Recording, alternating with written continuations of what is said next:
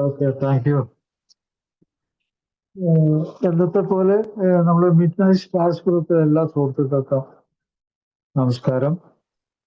സ്പെഷ്യലായിട്ട് കുടുംബക്കാർ ആരെങ്കിലും ഉണ്ടെങ്കിൽ അവർക്ക് പ്രത്യേക നമ്മൾ അഭിനന്ദനം അറിയിക്കുന്നു. അപ്പോ ഇന്ന് ഞാൻ പറയാൻ പോകുന്നത് നമ്മൾ പലപ്പോഴും പറഞ്ഞ കാര്യങ്ങളൊക്കെ തന്നെയാണ്. പക്ഷെ മദ്യാസക്ത രോഗത്തെ പറ്റി പറയുന്ന സമയത്ത് മറ്റ് ലഹരി വസ്തുക്കളും ഇതിൻ്റെ ഒരു ഭാഗമാണെന്ന് ഇതെല്ലാം ചേർന്ന് ഒരു brain disease, chronic progressive brain disease, അതാണ് പറയുന്നത്. തീർച്ചയായിട്ടും മുന്നോട്ട് പോകുന്ന ബ്രെയിൻ ഡിസീസ്. അതുകൊണ്ട് പൂക്കൾ എന്നുള്ള നിലയ്ക്ക് ഇത് പരിഗണിച്ചാൽ അത് വളരെ എളുപ്പമാണ്, വളരെ സിമ്പിളാണ്.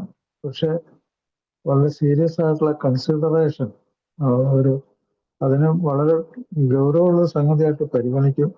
അതൊക്കെയാണ് അതിൻ്റെ ബെനിഫിറ്റ്. അപ്പൊ നമ്മള് പ്രോഗ്രാമിൽ വന്ന നമ്മള് പലപ്പോഴും നമ്മൾ കണ്ടുമുട്ടിയപ്പോഴൊക്കെ സംസാരിച്ചിട്ടുള്ള കാര്യമാണ് ഈ സുക്കളിന്റെ കാര്യത്തിൽ അറിവ് വളരെ ഇമ്പോർട്ടൻ്റ് ആണ്. അറിവ്, നമ്മളെല്ലാവരും ഈ അറിവ് നേടാനായിട്ടാണ് പ്രോഗ്രാമിൽ വന്നിരിക്കുന്നത്. അത് കൂടാതെ നമ്മൾ അന്വേഷിക്കുന്നുണ്ട്, നമ്മൾ അനുഭവങ്ങൾ പിന്തുടരുന്നുണ്ട്. ഈ 3 കാര്യങ്ങളും ചരിത്രാതീത കാലം മുതൽ നമ്മുടെ പ്രപിതാമഹന്മാര്, നമ്മുടെ ആയിരക്കണക്കിന് വർഷങ്ങളായിട്ട് നമ്മള് മനുഷ്യര് അവരുമായിട്ട് നമുക്ക് ഭയങ്കര ബന്ധമാണുള്ളത്. അവരിൽ നിന്നാണ് നമ്മൾ ഇതൊക്കെ പഠിച്ചത്. അറിവ്, അന്വേഷണം, അനുഭവവും അതിൽ നിന്നും നേട്ടങ്ങളും കോട്ടങ്ങളും എന്താണെന്ന് താരതമ്യം ചെയ്ത് പഠിക്കുക, നിരീക്ഷിക്കുക. പിന്നെ അത് ആ അനുഭവം ഒരു ചികിത്സയുടെ ഭാഗമായി മാറുക. ഇതാണ് നമ്മൾ ചെയ്തുകൊണ്ടിരിക്കുന്നത്. ഈ ആൽക്കോളിക്സ് അനോണിമസിന്റെ പ്രോഗ്രാമും അത് തന്നെയാണ്. ഈ പ്രോഗ്രാം 89 വർഷമായിട്ട് ഇത് നിലവിൽ വന്നതിന് ശേഷം നമ്മൾ ഇത് തന്നെയാണ് പിന്തുടർന്നുകൊണ്ടിരിക്കുന്നത്. വാസ്തവത്തില് മദ്യാസക്ത രോഗവും മറ്റ് ലഹരി രോഗവും മാനസിക രോഗങ്ങളാണ്. ഇത് പല ആളുകൾക്കും സംശയമുണ്ട്. ഇത് മാനസികവും സ്വഭാവപരമായിട്ടുള്ള രോഗങ്ങളാണ്. ഇത് മനസ്സിലാക്കണമെങ്കിൽ നിങ്ങൾ ഇന്റർനാഷണൽ ക്ലാസിഫിക്കേഷൻ ഓഫ് ഡിസോർഡേഴ്സ് എന്ന് പറയുന്ന WHO പുസ്തകം എടുത്ത് നോക്കിയാൽ നമുക്ക് ഈ സംശയം ഉള്ള ആളുകൾ എപ്പോഴും സംശയമാണ് പല ആൾക്കും. ഇത് അപ്പോൾ നിസ്സാരമല്ല. ഒരാള് മനഃപൂർവ്വം ഒരാളൊരു മാനസിക രോഗമാവില്ല. മാനസിക രോഗിയാകാൻ ആർക്കും ഇഷ്ടമില്ല. അങ്ങനെ ആരും അത് തിരഞ്ഞെടുക്കില്ല. നമ്മുടെ ജീവിതം അങ്ങനത്തെ ഒരു വഴി കൂടി പോകണമെന്ന് ആരും അത് തിരഞ്ഞെടുക്കില്ല. അപ്പൊ ഈ അറിവ് വളരെ ഇമ്പോർട്ടൻ്റ് ആണ്. ICD-10 പറയുന്നു ആൽക്കഹോളിസം മെന്റൽ ആൻഡ് ബിഹേവിയറൽ ഡിസോർഡറാണ്. മാനസികമായിട്ടും സ്വഭാവപരമായിട്ടുള്ള ഒരു ദീർഘകാല രോഗമാണ്. അത് ഏത് ലഹരി വസ്തുവാണ് ഉപയോഗിക്കുന്നത് അത് ബ്രെയിനിൽ പ്രവർത്തിച്ചിട്ടാണ് അത് ഈ മാനസിക കുഴപ്പം ഉണ്ടാക്കുന്നത്, ഈ സ്വഭാവത്തിലെ കുഴപ്പം ഉണ്ടാക്കുന്നത്. അതാണ് അവർ പറയുന്നത്. ഇത് വ്യക്തത വരുത്തേണ്ട അത്യാവശ്യമുള്ള സംഗതിയാണ്. ഇത്രയും വലിയ ഒരു അറിവ് ഉണ്ടായിട്ട് ആ അറിവിനെ നമുക്ക് സ്വീകരിക്കാൻ പറ്റാത്തത് എന്തുകൊണ്ടാണ്? അങ്ങനെ സ്വീകരിക്കാൻ പറ്റാത്തത് പല കാരണങ്ങൾ പറയാം. ഒന്ന്, അഡിക്ഷന്റെ സ്വഭാവം. അഡിക്ഷന്റെ സ്വഭാവം എന്ന് പറഞ്ഞാൽ നമ്മൾ വരുമ്പോഴായി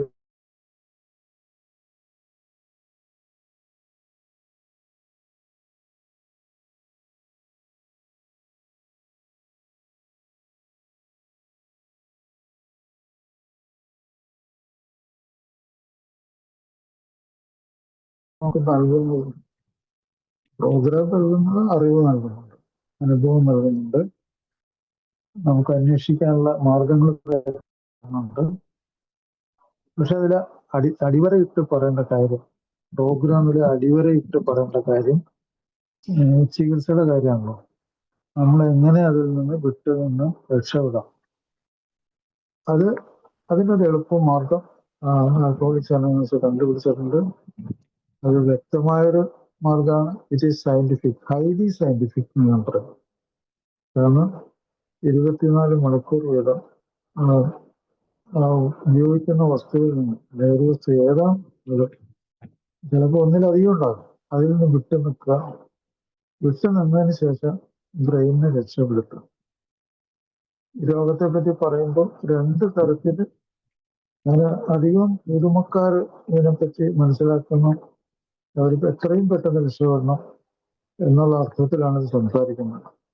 ഈ രോഗത്തെ പറ്റി നമ്മൾ സംസാരിക്കുമ്പോൾ നമ്മൾ 2 കാര്യങ്ങൾ, ഇതൊരു കാറ്റഗറി, ഏത് വകുപ്പിൽപ്പെടുന്നു. ഇപ്പൊ മദ്യാസക്ത രോഗം എന്നുള്ളത് മദ്യം ഉപയോഗിച്ചിട്ട് തലച്ചോറിലുണ്ടാകുന്ന രോഗം, അതാണ് അതിന്റെ ഡയഗ്നോസിസ്. ഞാൻ നേരത്തെ പറഞ്ഞു, മദ്യം ഉപയോഗിച്ചിട്ടുണ്ടാകുന്ന മാനസിക പെരുമാറ്റ രോഗം, അതാണ് അതിന്റെ ഡയഗ്നോസിസ്, രോഗനിർണയം. 2, ഈ രോഗത്തെ അളന്നും തൂക്കിയും നോക്കണം. ഇത് എന്താണെന്ന് ചോദിച്ചാല് ഏത് രോഗത്തെ അങ്ങനെയാണ്, ദീർഘകാലമുള്ള ഏത് രോഗത്തെയും നമ്മൾ അളന്ന് തൂക്കി നോക്കിയിട്ടാണ് ചികിത്സിക്കുന്നത്. എന്നുവെച്ചാല് മൈൽഡ്, മോഡറേറ്റ്, സിവിയർ. ഇത് ഞാൻ ഇതിനു മുമ്പ് പറഞ്ഞിട്ടുണ്ട്, ഒന്നും കൂടി പറയാണ്. Mild, moderate, severe. മൈൽഡ് എന്ന് പറഞ്ഞാല് ആ രോഗത്തിന്റെ തുടക്കം, ഇത് കഴിഞ്ഞ് കുറച്ച് മുന്നോട്ട് പോയിട്ടുണ്ട്, വലിയ ശാരീരിക, മാനസിക, വൈകാരിക പ്രശ്നങ്ങളോ ഒറ്റപ്പെടലുകളോ പരാജയങ്ങളോ ഒന്നും ഉണ്ടായിട്ടില്ല ഇപ്പോഴും. പക്ഷെ അതിൽ കൂടി മുന്നോട്ട് പോകുന്നു. അധികം വർഷങ്ങളൊന്നും ആയില്ല, അത് തുടങ്ങി അങ്ങനെ മുന്നോട്ട് പോകുന്നു. ശാരീരികമായിട്ടും അധികം ബാധിച്ചിട്ടില്ല, അതാണ് മൈൽഡ്. മോഡറേറ്റ് എന്ന് പറഞ്ഞാൽ അതും കഴിഞ്ഞ് മനസ്സിനെ ശരീരത്തിനും ബാധിച്ചുകൊണ്ട് മുന്നോട്ട് പോകുന്നു. സിവിയർ എന്ന് പറഞ്ഞു കഴിഞ്ഞാൽ മിക്കവാറും അവയവങ്ങളൊക്കെ ബാധിച്ചിട്ടുണ്ട്. ആ അവയവങ്ങളൊക്കെ വലിയ കുഴപ്പത്തിലേക്ക് നീങ്ങുന്നുണ്ട്. പ്രത്യാഘാതങ്ങൾ വളരെ ഗുരുതരമായിട്ടുള്ള രീതിയിലേക്ക് പോവുകയാണ്. പക്ഷെ എന്നാലും നമ്മൾ അറിയുന്നില്ല എനിക്ക് എന്താണ് സംഭവിച്ചത്, എന്താണ് സംഭവിച്ചുകൊണ്ടിരിക്കുന്നത് എന്ന് അറിയുന്നില്ല. ഈ അറിവില്ലായ്മ, എന്നെപ്പറ്റി എനിക്കുള്ള ഈ അറിവില്ലായ്മ, അവിടെയാണ് നമ്മൾ ആദ്യം പിടിക്കേണ്ടത്. അത് എത്രയോ ആൾക്കാർ ഇന്നും മരിച്ചുകൊണ്ടിരിക്കുന്നു. ഇന്നും എത്രയോ ആൾക്കാർ ലോകമെമ്പാടും മരിച്ചുകൊണ്ടേയിരിക്കുന്നു. ഇത് ഞാൻ വെറുതെ പറയുന്നതല്ല, ലോകാരോഗ്യ സംഘടന തന്നെ പറയുന്നു. അവരുടെ കണക്കിൽ മദ്യാസക്ത രോഗം മാത്രം ഒറ്റയ്ക്കെടുത്താൽ ലോകത്തിലെ ഏറ്റവും കൂടുതൽ ആളുകളും മരിക്കുന്ന 3ാമത്തെ രോഗമാണ്. പക്ഷെ എൻ്റെ അഭിപ്രായത്തില് അത് മറ്റ് രോഗങ്ങൾ കൂടി ഇതിൽ ഉൾപ്പെടുത്തേണ്ടിയിരിക്കുന്നു. മറ്റ് പല സംഗതികളും ഇത് ഈ രോഗത്തിന്റെ കൂടെ വരും. ഇവയുടെ ഒരു സുഹൃത്ത് എൻ്റെ അടുത്ത് വന്നിരുന്നു. അപ്പൊ ആ സുഹൃത്തിന് രോഗചരിത്രം ഞാൻ എടുത്ത് എനിക്ക് മനസ്സിലായി, അദ്ദേഹത്തിന് ഒരു പാരമ്പര്യം ഉണ്ടായിരുന്നു, ഒരു ജനറ്റിക് ഇതുണ്ട്. ആ ജനറ്റിക്കില് ബൈപ്പോളർ ഡിസീസിന്റെ ഒക്കെ ലക്ഷണം ഉണ്ടായിരുന്നു. ബൈപ്പോളർ ഡിസീസിന്റെ കോ ഡിപ്പെൻഡൻസി എന്ന് പറയും, അതായത് അതുമായിട്ട് ചേർന്ന് വരുന്ന ഒരു രോഗാവസ്ഥയാണ് മദ്യപാന രോഗം. മാത്രമല്ല, മറ്റു ലഹരി വസ്തുക്കൾ പലതും ഉപയോഗിക്കാം, മൾട്ടിപ്പിൾ ലഹരി വസ്തുക്കൾ ഉപയോഗിക്കാം, പേഴ്സണാലിറ്റി പ്രോബ്ലം ഉണ്ടാകാം, അങ്ങനെ പല മാനസിക പ്രശ്നങ്ങളും അതിന്റെ കൂടെ വരും. അപ്പൊ നമ്മൾ അതെല്ലാം അസസ്മെന്റ്, പല കാര്യങ്ങളിലും നമ്മൾ ചികിത്സയ്ക്ക് മുൻഗണന കൊടുക്കണം. ഈ വിട്ടുനിൽക്കൽ മാത്രമല്ല, ചികിത്സയ്ക്ക് മുൻഗണന കൊടുക്കണം. മൈൽഡ് ഡിസീസിൽ പലപ്പോഴും വിട്ടുനിൽക്കൽ കൊണ്ട് മാത്രം തന്നെ എത്രയോ ആൾക്കാർ രക്ഷപ്പെട്ടിട്ടുണ്ട്, മൈൽഡ് ഡിസീസ്. പക്ഷെ മോഡറേറ്റ്, സിവിയർ ഡിസീസിലൊക്കെ നമ്മൾ ഔഷധങ്ങൾ കൊണ്ടുള്ള ചികിത്സ വേണ്ടി വരും. പലപ്പോഴും അവയവങ്ങൾക്ക് കേടുപറ്റിയിട്ടുണ്ടാവും. അതൊക്കെ ദീർഘകാല രോഗങ്ങളുടെ പട്ടികയിൽ വരും. അത് നമ്മൾ മരുന്നില്ലാതെ നമ്മുടെ പ്രോഗ്രാം മാത്രം മതി എന്ന് വിചാരിച്ചിരുന്നാൽ ചിലപ്പോൾ നമ്മൾ ജീവൻ അപഹരിക്കും. നമുക്ക് നേരത്തെ ഇന്റർവെൻഷൻ അതിൽ ഇടപെടാൻ പറ്റാതെ വരും. പലപ്പോഴും നമ്മൾ അറിവുകൾ, നമ്മൾ ചില പിടിവാശിയുള്ള അറിവുകളൊക്കെ ഉണ്ട്, അത് ഒഴിവാക്കണം. ഇതിപ്പോ ഞാൻ ഒരു ഡോക്ടർ എന്നുള്ള നിലയിൽ പറയാണ്. അല്ലാതെ ആൽക്കഹോളിക്സ് അനോണിമസിന്റെ പ്രോഗ്രാമിലുള്ള ആൾക്ക് അവരുടേതായിട്ടുള്ള ഇതൊക്കെ സ്വീകരിക്കാം. പക്ഷെ എന്നാലും നമ്മൾ ഈ പ്രോഗ്രാം തന്നെ എന്താണെന്നുള്ളത് മനസ്സിലാക്കണം. പ്രോഗ്രാമിൽ രണ്ട് കാര്യങ്ങളാണല്ലോ പറയുന്നത്. പ്രോഗ്രാമിന്റെ അടിത്തറ തന്നെ ഒന്ന്, അതൊരു മോഡേൺ മെഡിസിൻ, ആധുനിക വൈദ്യശാസ്ത്രത്തിന്റെ ആശയങ്ങളുമായിട്ട് ബന്ധപ്പെടുത്തി അതിന്റെ അടിത്തറ ഉണ്ടാക്കിയിട്ടുണ്ട്. അതുകൂടാതെ അതൊരു ആത്മീയ ബോധം, ആത്മീയമായൊരു ധാരണ, മനുഷ്യൻ എന്നുള്ള നിലയിൽ, ഒരു മനുഷ്യൻ എന്നുള്ള നിലയിൽ എനിക്ക് എന്ത് സംഭവിച്ചു എന്നുള്ളൊരു ആത്മീയ ധാരണയുടെ പുറത്തും കൂടിയാണത് സ്ഥാപിക്കപ്പെട്ടിരിക്കുന്നത്. രണ്ടുമുണ്ട്. അപ്പൊ ഒന്നിനു വേണ്ടി നമ്മൾ വാശി പിടിക്കരുത്, രണ്ടുമുണ്ട്. നമ്മളൊരു മനുഷ്യനാക്കി മാറ്റുക എന്നുള്ളതാണ്. ഈ ആത്മീയമായിട്ട് മാനസാന്തരം, മാറ്റം ഉണ്ടാക്കുക എന്ന് പറഞ്ഞാൽ അതിന്റെ അർത്ഥം തന്നെ അതിൽ തന്നെ ഉണ്ട്. നമ്മുടെ തലച്ചോറിന് കാര്യമായിട്ടുള്ള കേട് പറ്റിയിട്ടുണ്ട്. അതില് നമ്മൾ മനുഷ്യനല്ലാത്ത രീതിയിലേക്ക് പോയ ചില പരിപാടികളൊക്കെ ഉണ്ടായിട്ടുണ്ട്. അതുകൊണ്ടാണ് അത് അത്യാവശ്യമായിട്ട് വന്നേക്കുന്നത്. പക്ഷെ ഈ രണ്ടും ഒരേ കാര്യത്തിലേക്ക് നമ്മളെ നയിക്കും. ആധുനിക വൈദ്യശാസ്ത്രം കൊണ്ടുള്ള ചികിത്സ നമ്മുടെ ബ്രെയിനിനെ മെച്ചപ്പെടുത്തും. അതിന്റെ കാതലായ ശാസ്ത്രം, വിട്ടുനിൽക്കൽ എന്നുള്ളത് നമ്മളെ ഈ പ്രോഗ്രാമിന്റെ തന്നെ സഹായത്തോടു കൂടി നമ്മളെ എളുപ്പമുള്ളതാക്കും, വ്യക്തത ഉള്ളതാക്കും, സയന്റിഫിക് ആക്കും. അങ്ങനെ നമ്മൾ അതിൽ കൂടി ഈ വിട്ടുനിൽക്കൽ പരിപാടി സ്വീകരിക്കും. ആ വിട്ടുനിൽക്കൽ മാർഗം ശരിയായി കഴിഞ്ഞാൽ മാത്രമേ ആത്മീയ ബോധം കയറുള്ളൂ. പല ആൾക്കാരും നേരെ തിരിച്ച് വിചാരിച്ചിരിക്കുന്നത്. അന്ധമായ ഒരു ആത്മീയ ബോധവും ഉടനെ തന്നെ മറ്റേ ഈ ശരിക്കും ആധുനിക വൈദ്യശാസ്ത്രം പറയുന്ന രീതിയിലുള്ള മാറ്റങ്ങൾ. ഇത് രണ്ടും ഒരുമിച്ച് പോകണമെന്നാണ് എൻ്റെ അഭിപ്രായം. രണ്ടും ഒരുമിച്ച് കൈകോർത്ത് പിടിച്ച് പോകണമെന്നല്ല. അത് ഏതാണ് ആദ്യം വരേണ്ടത് എന്നുള്ളതിൽ തർക്കമൊന്നുമില്ല. രണ്ടും ഒരുമിച്ച് തന്നെ വരണം, ഒരേപോലെ തന്നെ വരണം. കാരണം ഇപ്പൊ ഉദാഹരണം, നമ്മൾ ഈ ആത്മീയ ബോധത്തിന്റെ ഉള്ളിൽ മാത്രം മുന്നോട്ട് പോയി കഴിഞ്ഞാൽ ചിലപ്പോൾ നമ്മുടെ രോഗങ്ങൾ പല അവയവങ്ങളും ബാധിച്ചിട്ടുണ്ടാവും. അതൊക്കെ അവിടെ കിടക്കും. പോരാ, ശരിക്കും എങ്ങനെയാണെന്ന് പറഞ്ഞാല് ഒരു ഡോക്ടറെ കണ്ടിട്ട് നമ്മുടെ ശാരീരികമായിട്ടുള്ള അവസ്ഥകളൊക്കെ അസസ്മെന്റ് നടത്തണം. അസസ്മെന്റ് അപ്പൊ ഡോക്ടറോട് തുറന്ന് സംസാരിക്കുന്നതാണ് ഏറ്റവും നല്ലത്. അപ്പോൾ ഞാൻ സാധാരണ ഒരു ആൽക്കഹോളിക് ആയിട്ടുള്ള ഒരാളുടെ കേസ് ഹിസ്റ്ററി എടുക്കുമ്പോൾ ഞാൻ അയാളോട് സാധാരണ ചോദിക്കുന്നത് അയാളുടെ അഡ്രസ്സ്, അയാളുടെ വയസ്സ്, അയാളുടെ സ്ഥലം, അയാളുടെ ജോലി, അയാൾ മാരീഡ് ആണോ അൺമാരീഡ് ആണോ, കുട്ടികളുണ്ടോ, എത്ര കുട്ടികൾ, എത്ര വയസ്സുള്ള കുട്ടികൾ, ആൺകുട്ടികൾ എത്ര, പെൺകുട്ടികൾ എത്ര, എന്ത് ജോലി, ആ ജോലിയുടെ പ്രത്യേകതകൾ, അതുകൂടാതെ അയാൾക്ക് ഏത് രോഗാവസ്ഥയാണെന്ന് അറിയാനുള്ള, ഏത് രോഗാവസ്ഥയിലാണ് അയാൾ ഇപ്പോൾ സ്ഥിതി ചെയ്യുന്നത്, മൈൽഡാണോ മോഡറേറ്റ് ആണോ സിവിയർ ആണോ, അതിനുള്ള അസസ്മെന്റ് ക്വസ്റ്റ്യനർ എന്ന് പറയും, ചോദ്യങ്ങൾ.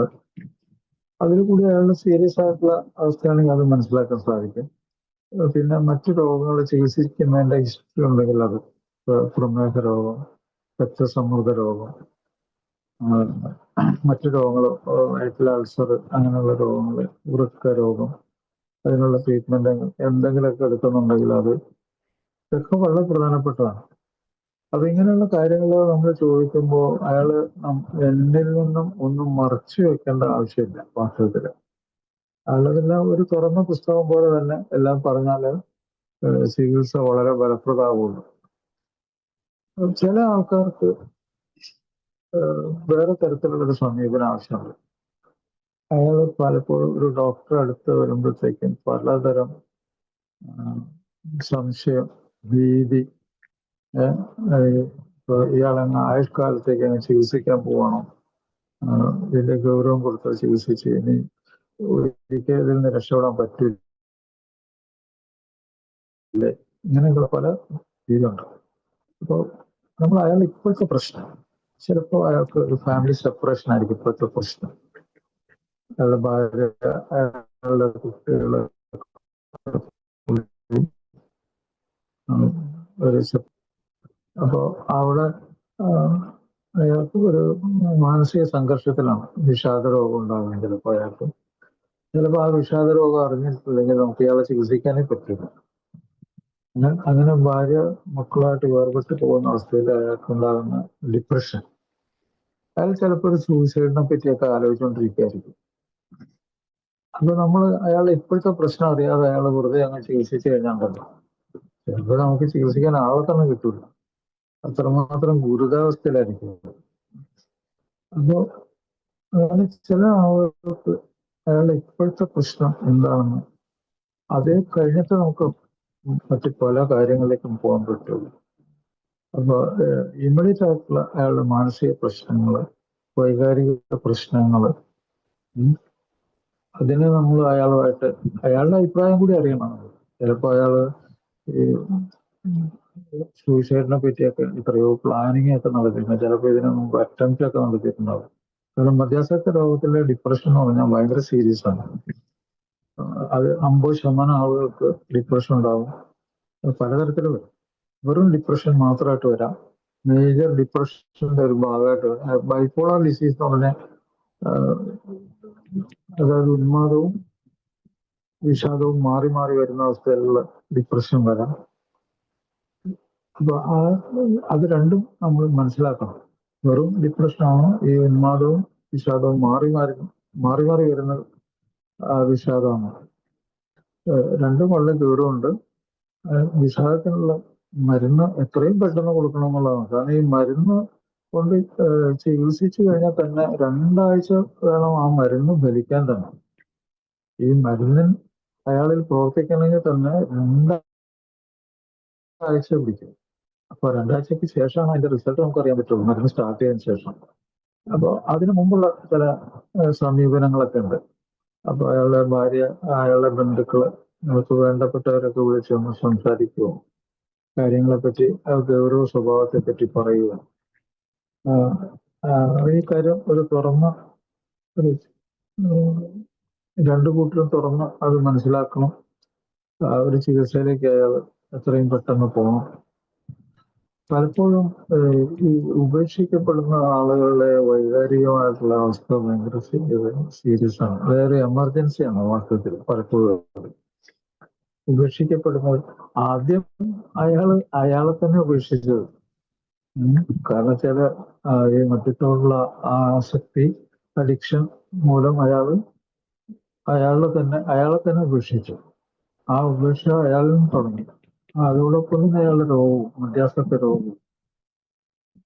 അപ്പൊ അയാളുടെ behaviour, mental and behavioural disorders, അത് താങ്ങാൻ കെൽപ്പില്ലാതെയാണ് ഭാര്യയും മക്കളും അയാളെ വിട്ടു പോകുന്നത്. ഇതൊന്നും അവർക്ക് മനസ്സിലാവില്ല. അപ്പൊ അത് അവര് പറഞ്ഞ് മനസ്സിലാക്കണം. അവിടെയാണ് നമ്മൾ ചികിത്സ തുടങ്ങുന്നത്. ചികിത്സയുടെ കാതലായ വശം അവിടെയാണ്. അതിൽ കൂടി അയാൾക്ക് ഏറ്റവും ഗൗരവമായിട്ട് അയാളുടെ കുടുംബത്തെ തിരിച്ചു കിട്ടുക, അയാളുടെ ജീവൻ തിരിച്ചു കിട്ടുക, ജീവിതത്തിലേക്ക് തിരിച്ചു വരിക. അപ്പൊ ഒരു ഷോർട്ട് ഇന്റർവെൻഷൻ പലപ്പോഴും അത് നമ്മൾ മനസ്സിൽ കരുതേണ്ട സംഗതിയാണ്. ഒരു ഷോർട്ട് ഇന്റർവെൻഷൻ, ഇപ്പോഴത്തെ അവസ്ഥ, അതിന്റെ ചികിത്സ. അതിന് ഈ കോഗ്നിറ്റീവ് ബിഹേവിയറൽ തെറാപ്പി എന്ന് പറഞ്ഞൊരു ചികിത്സയുണ്ട്. Cognitive behavioural therapy. അതിന്റെ അർത്ഥം എന്താണെന്ന് വെച്ചാല് അയാൾ ബുദ്ധിപരമായിട്ടും മാനസികമായിട്ടും അയാൾ ഈ കാര്യങ്ങൾ ഉൾക്കൊള്ളുക. ആ ഉൾക്കൊള്ളലിൽ കൂടി അയാൾ എന്ത് മനസ്സിലാക്കിയിരിക്കുന്നു, ഈ രോഗത്തെക്കുറിച്ച് അയാൾ എന്ത് മനസ്സിലാക്കിയിരിക്കുന്നു, അത് ഏതൊക്കെ അവസ്ഥയിൽ കൂടി കടന്നു പോയിരിക്കുന്നു, അയാളെ സംബന്ധിച്ച് അയാൾക്ക് എന്തൊക്കെ ചെയ്യാൻ പറ്റും എന്നാണ് അയാളുടെ അഭിപ്രായം. അപ്പൊ അയാളുടെ അഭിപ്രായം നമ്മൾ അറിയണം എപ്പോഴും. ചിലപ്പോൾ അയാൾ പറയും, ഞാനിതൊക്കെ മാനേജ് ചെയ്തോളാം, എനിക്കിതൊക്കെ അറിയാം. പലപ്പോഴും ഇത് നിഷേധത്തിന്റെ ഒരു ഭാഗമാണ്. ഉൾവലിവ് നിഷേധം, ഇതൊക്കെ ഈ സൂക്കേടിന്റെ വളരെ ഗൗരവമുള്ള സംഗതികളാണ്. അപ്പൊ നമ്മള് അതെപ്പോഴേ തന്നെ മനസ്സിലാക്കണം. അയാൾക്ക് ഭയങ്കര നിഷേധമുള്ള ആളാണ്, വലിയ അഭിമാനിയാണോ, അതോ ചിലപ്പോ ഭാര്യ വിളിക്കാനൊക്കെ പറഞ്ഞു കഴിഞ്ഞാൽ അയാൾ പോവില്ല. ചിലപ്പോൾ സമ്മതിക്കും, പക്ഷെ അയാൾ വിളിക്കില്ല, അയാൾ പോവില്ല. അപ്പൊ ശരിക്കും അവരുടെ നമ്പറൊക്കെ അന്വേഷിച്ചിട്ട് മനസ്സിലാക്കി അവർ വിളിച്ച കാര്യങ്ങൾ തുറന്ന് പറയുകയാണ് നല്ലത് ഇങ്ങനെയുള്ള ചികിത്സകൾ. പിന്നെ ഒരു ചികിത്സ വേണം എന്ന് തന്റെ ജീവിതം കൊണ്ട് മനസ്സിലാക്കി വന്ന ആൾക്ക് നമുക്ക് കുറച്ചുകൂടി സാവകാശം കിട്ടും. അതിനെ നമ്മൾ സ്വാഭാവികമായിട്ടും ഒരു 90 ദിവസത്തെ അതിൽ വിട്ടു നിൽക്കേണ്ട പ്രോഗ്രാം ഒക്കെ പറഞ്ഞു കൊടുക്കാം. അതുകൂടാതെ ഇത് വിട്ടു നിൽക്കുമ്പോഴുള്ള ഇന്നത്തെ ലക്ഷണങ്ങൾ നേരിടാനുള്ള മരുന്നുകൾ കൊടുക്കാം. ചിലപ്പോൾ അഡ്മിറ്റ് ചെയ്യേണ്ടി വരും.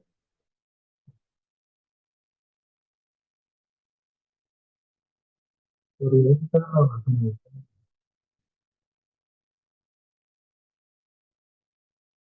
അപ്പോ ഡോക്ടറെ വിട്ടുപോകുന്നുണ്ട്. ക്ലിയർ അല്ല അല്ലേ? അത് കേൾക്കുന്നുണ്ടോ? കേൾക്കാം. കേൾക്കാം. ഇടയ്ക്ക് വിട്ടുപോയായിരുന്നു. ഇടയ്ക്ക് ഒരാള് ഇപ്പോൾ പ്രോഗ്രാമിലുള്ള ഒരാൾ തന്നെ ഇങ്ങനെ വിളിച്ചോണ്ടിരിക്കുകയാണ് ഇടയ്ക്ക്. അതാണ്. അപ്പോ നമ്മളിത് മനസ്സിലാക്കണം ഈ കാര്യങ്ങള്. ഇയാളുടെ ചികിത്സ എങ്ങനെ തുടങ്ങണം, എങ്ങനെ മുന്നോട്ട് പോകണം. ദീർഘകാല ചികിത്സയ്ക്ക് വേണ്ടി ഇപ്പൊ കുറെ കാലം ഇതിന്റെ പുറകെ നടന്നു, പക്ഷെ ഇതിൽ എത്താൻ പറ്റിയില്ല. ഇപ്പോൾ ആക്ഷൻ തുടങ്ങിയില്ല, ആക്ഷൻ നിലനിർത്താൻ പറ്റിയില്ല, അല്ലെങ്കിൽ റിലാപ്സിൽ വന്നതാണ്. അയാൾക്ക് കുറച്ച് കാര്യങ്ങളൊക്കെ അറിയാവുന്ന ആളായിരിക്കും. അയാളുടെ ചികിത്സ കുറച്ചുകൂടി എളുപ്പമുണ്ട്. പ്രോഗ്രാം തന്നെ അയാളുടെ ഒരു ചികിത്സയായി മാറും വാസ്തവത്തില്. നല്ലൊരു ഗ്രൂപ്പില് റെഗുലർ ആയിട്ടുള്ള അറ്റൻഷൻ, അതിൽ മീറ്റിംഗ് അറ്റൻഡ് ചെയ്യുക, അത് മനസ്സിലാക്കുക, അങ്ങനെ പോകുന്ന തന്നെ ഒരു ചികിത്സയാണ്. പക്ഷെ നമ്മൾ ഈ പ്രോഗ്രാമിലുള്ള സ്റ്റെപ്പുകൾ, അതുപോലെ തന്നെ പാരമ്പര്യങ്ങൾ, ഇതിലെ പ്രയർ, ഇതൊക്കെ ഒരു ഫിലോസോഫിക്കൽ, എന്താ ദാർശനികമായിട്ടൊരു മോനാണ്.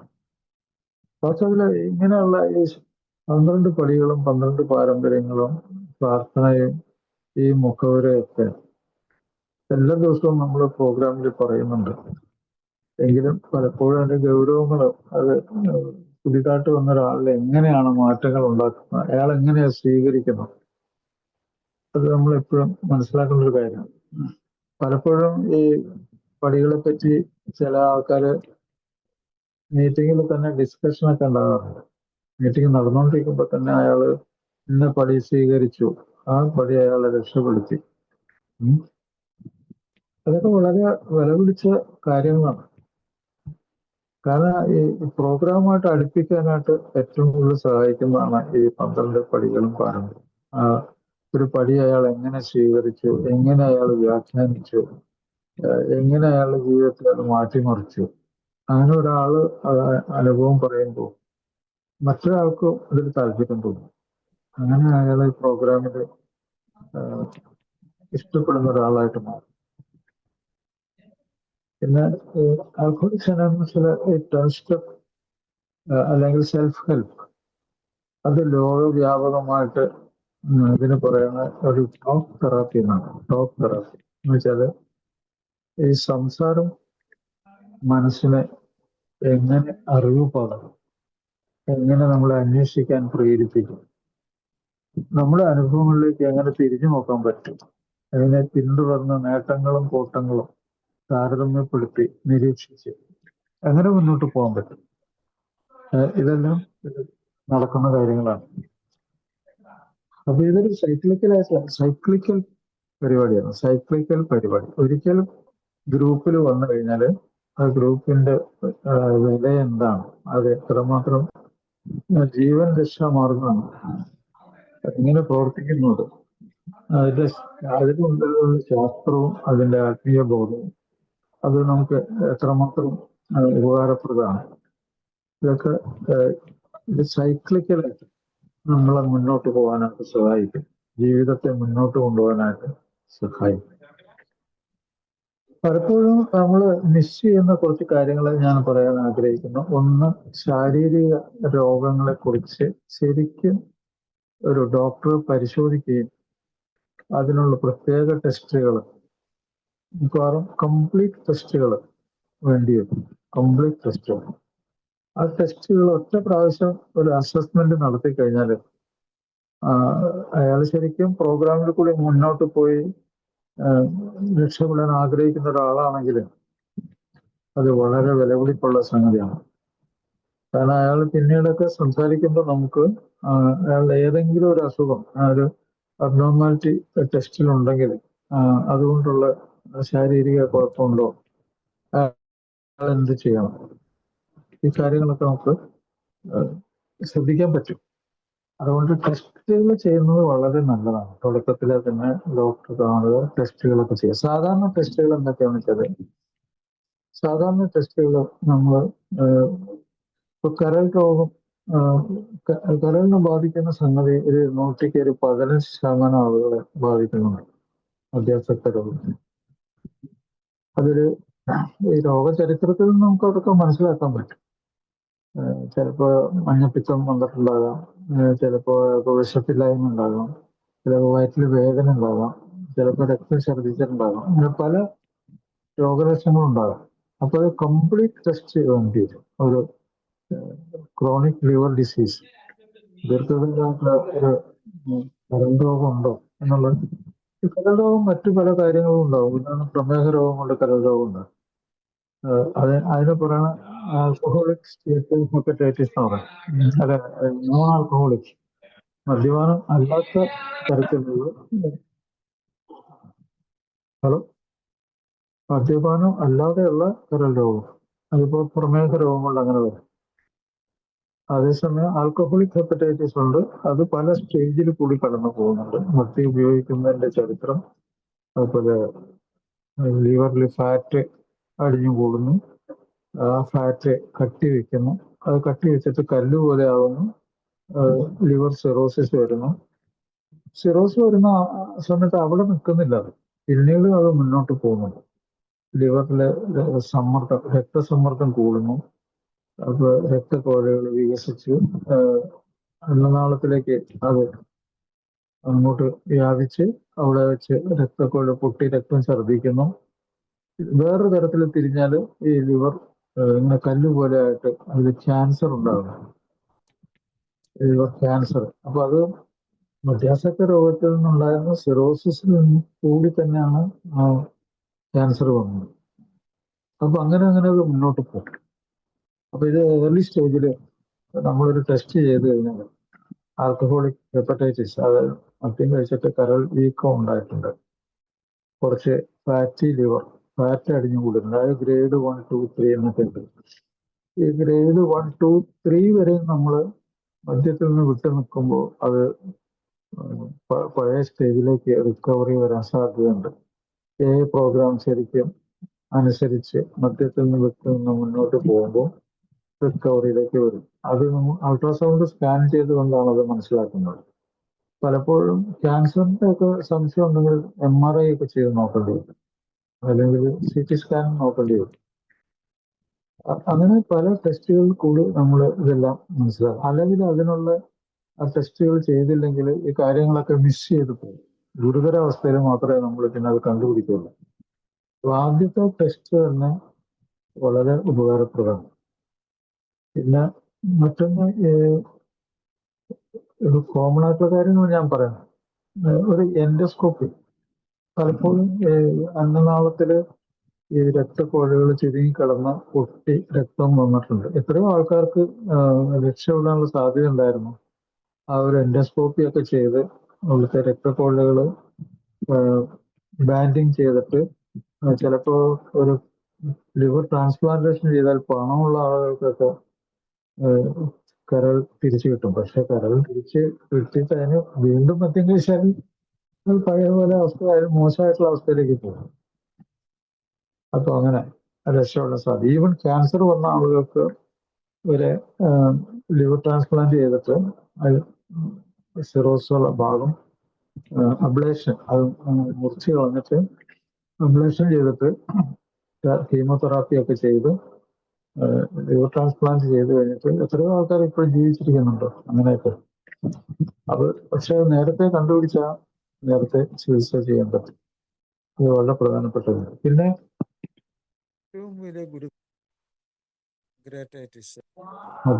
മധ്യാസക്തി രോഗം എന്നുള്ളത് പാൻക്രിയാറ്റൈറ്റിസ്. അതും രണ്ട് സിമ്പിൾ ടെസ്റ്റ് ചെയ്ത് നമുക്ക് ഒന്ന് അൾട്രാസൗണ്ട് സ്കാൻ തന്നെയാണ്. അത് കൂടാതെ ഈ രക്തത്തിലെ അമൈലേസ് ലൈഫേസ് എന്ന് പറഞ്ഞ രണ്ട് എൻസൈം ഇത് കൂടുതലുണ്ടെങ്കിൽ ഈ പാൻക്രിയാസിന്റെ അസുഖം ഉണ്ടെന്നുള്ളതിന്റെ വലിയ തെളിവാണ്. പ്രോഗ്രാമിലെ വിട്ടുനിൽക്കലാണ് എൻ്റെ ഏറ്റവും ഭയങ്കര ചികിത്സ. വിട്ടുനിൽക്കായിരുന്നാൽ മരണം അയാളെ കീഴടക്കും. പ്രോഗ്രാമുകൾ വളരെ വിലപിടിപ്പുള്ള ഒരു ട്രീറ്റ്മെന്റ് ആണ് അക്യൂട്ട് പാൻക്രിയാറ്റൈറ്റിസ് വന്ന ഒരാൾക്ക്. പക്ഷെ അതല്ല, ഈ ഒരാൾക്ക് വളരെ റിലാക്സിൽ നിൽക്കുന്ന ഒരാളാണെങ്കിലും അത് വളരെ ആഴത്തിൽ ആ മരണത്തെക്കുറിച്ചുള്ള ആ സംഗതി വളരെ ആഴത്തിൽ തന്നെ അയാൾക്ക് മനസ്സിലാക്കുന്ന ഇതിൽ കൊടുത്തില്ലെങ്കിൽ അത് നിസ്സാരമാക്കി കൊടുത്തു കഴിഞ്ഞാൽ അയാൾ കുടിക്കും, റിലാക്സ് വരും, കുടിക്കും. ഗൗരവമില്ലാത്തതുകൊണ്ട് തന്നെ അത് രക്ഷപ്പെടാൻ സാധ്യതയും കുറവാണ്. അപ്പൊ അയാൾ അതിനെ അതിജീവിക്കുന്നത് വളരെ പ്രധാനപ്പെട്ട കാര്യം. മരണത്തെ അതിജീവിക്കുന്നതിന് തുല്യമാണെന്നുള്ളത് ഇതൊക്കെ മനസ്സിലാവണം. അപ്പൊ അതെ.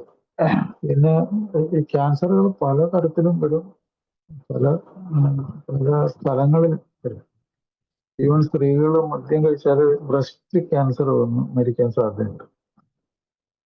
അതുകൂടാതെ അറിയാതെ പോകുന്നു.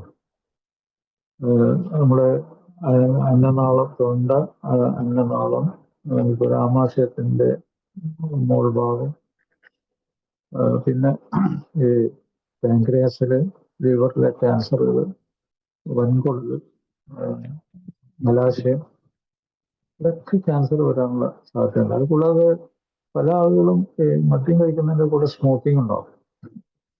ഇപ്പൊ ഈ ലങ് ക്യാൻസറിന്റെ തെളിവ് അത് ഒരു സിമ്പിൾ എക്സ്റേ മുതൽ ഒരു MRI, ഒരു CT സ്കാൻ വരെ ചിലപ്പോൾ അതിന്റെ ഇൻവെസ്റ്റിഗേഷനൊക്കെ ആവശ്യമുണ്ടാവും. അതൊക്കെ നമ്മൾ ചെയ്യേണ്ടി വരും. പിന്നെ LFT ലിവർ ഫങ്ഷനിൽ തന്നെ ചില ടെസ്റ്റുകൾ 100% ഇല്ലെങ്കിലും ഈ മദ്യാസക്ത രോഗിയാണെന്നുള്ളതിന്റെ നല്ലൊരു തെളിവ് ഉള്ള ഒരു ടെസ്റ്റാണ് GGT, gamma glutamine transpeptidase, GGT. ഈ GGT വളരെ കൂടുതലായിരിക്കും പല ആളുകളിലും. മദ്യാസക്ത രോഗി അല്ല അയാൾ എത്ര വാദിച്ചാലും ശരി, അയാള് മദ്യം കൂടുതലായിട്ട് ഉപയോഗിക്കുന്നുള്ളത് നല്ലൊരു തെളിവാണ് ഈ GGT കൂടുതലുണ്ടെങ്കിൽ. അത് ഡോക്ടർക്ക് അത് മനസ്സിലാക്കാൻ പറ്റും.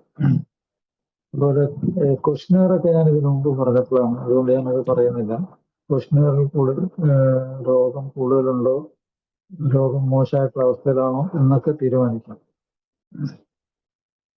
ഇത് കൂടാതെ മറ്റു ടെസ്റ്റുകൾ, സാധാരണ ആൾക്കാർക്ക് ചെയ്യുന്ന ടെസ്റ്റുകളൊക്കെ ഇയാളിലും ചെയ്യണം. രക്തസമ്മർദ്ദം പലപ്പോഴും വളരെ കൂടുതലായിരിക്കും മധ്യസ്ഥ രോഗിക്ക്. ഇത് പലതരത്തിൽ വരാം.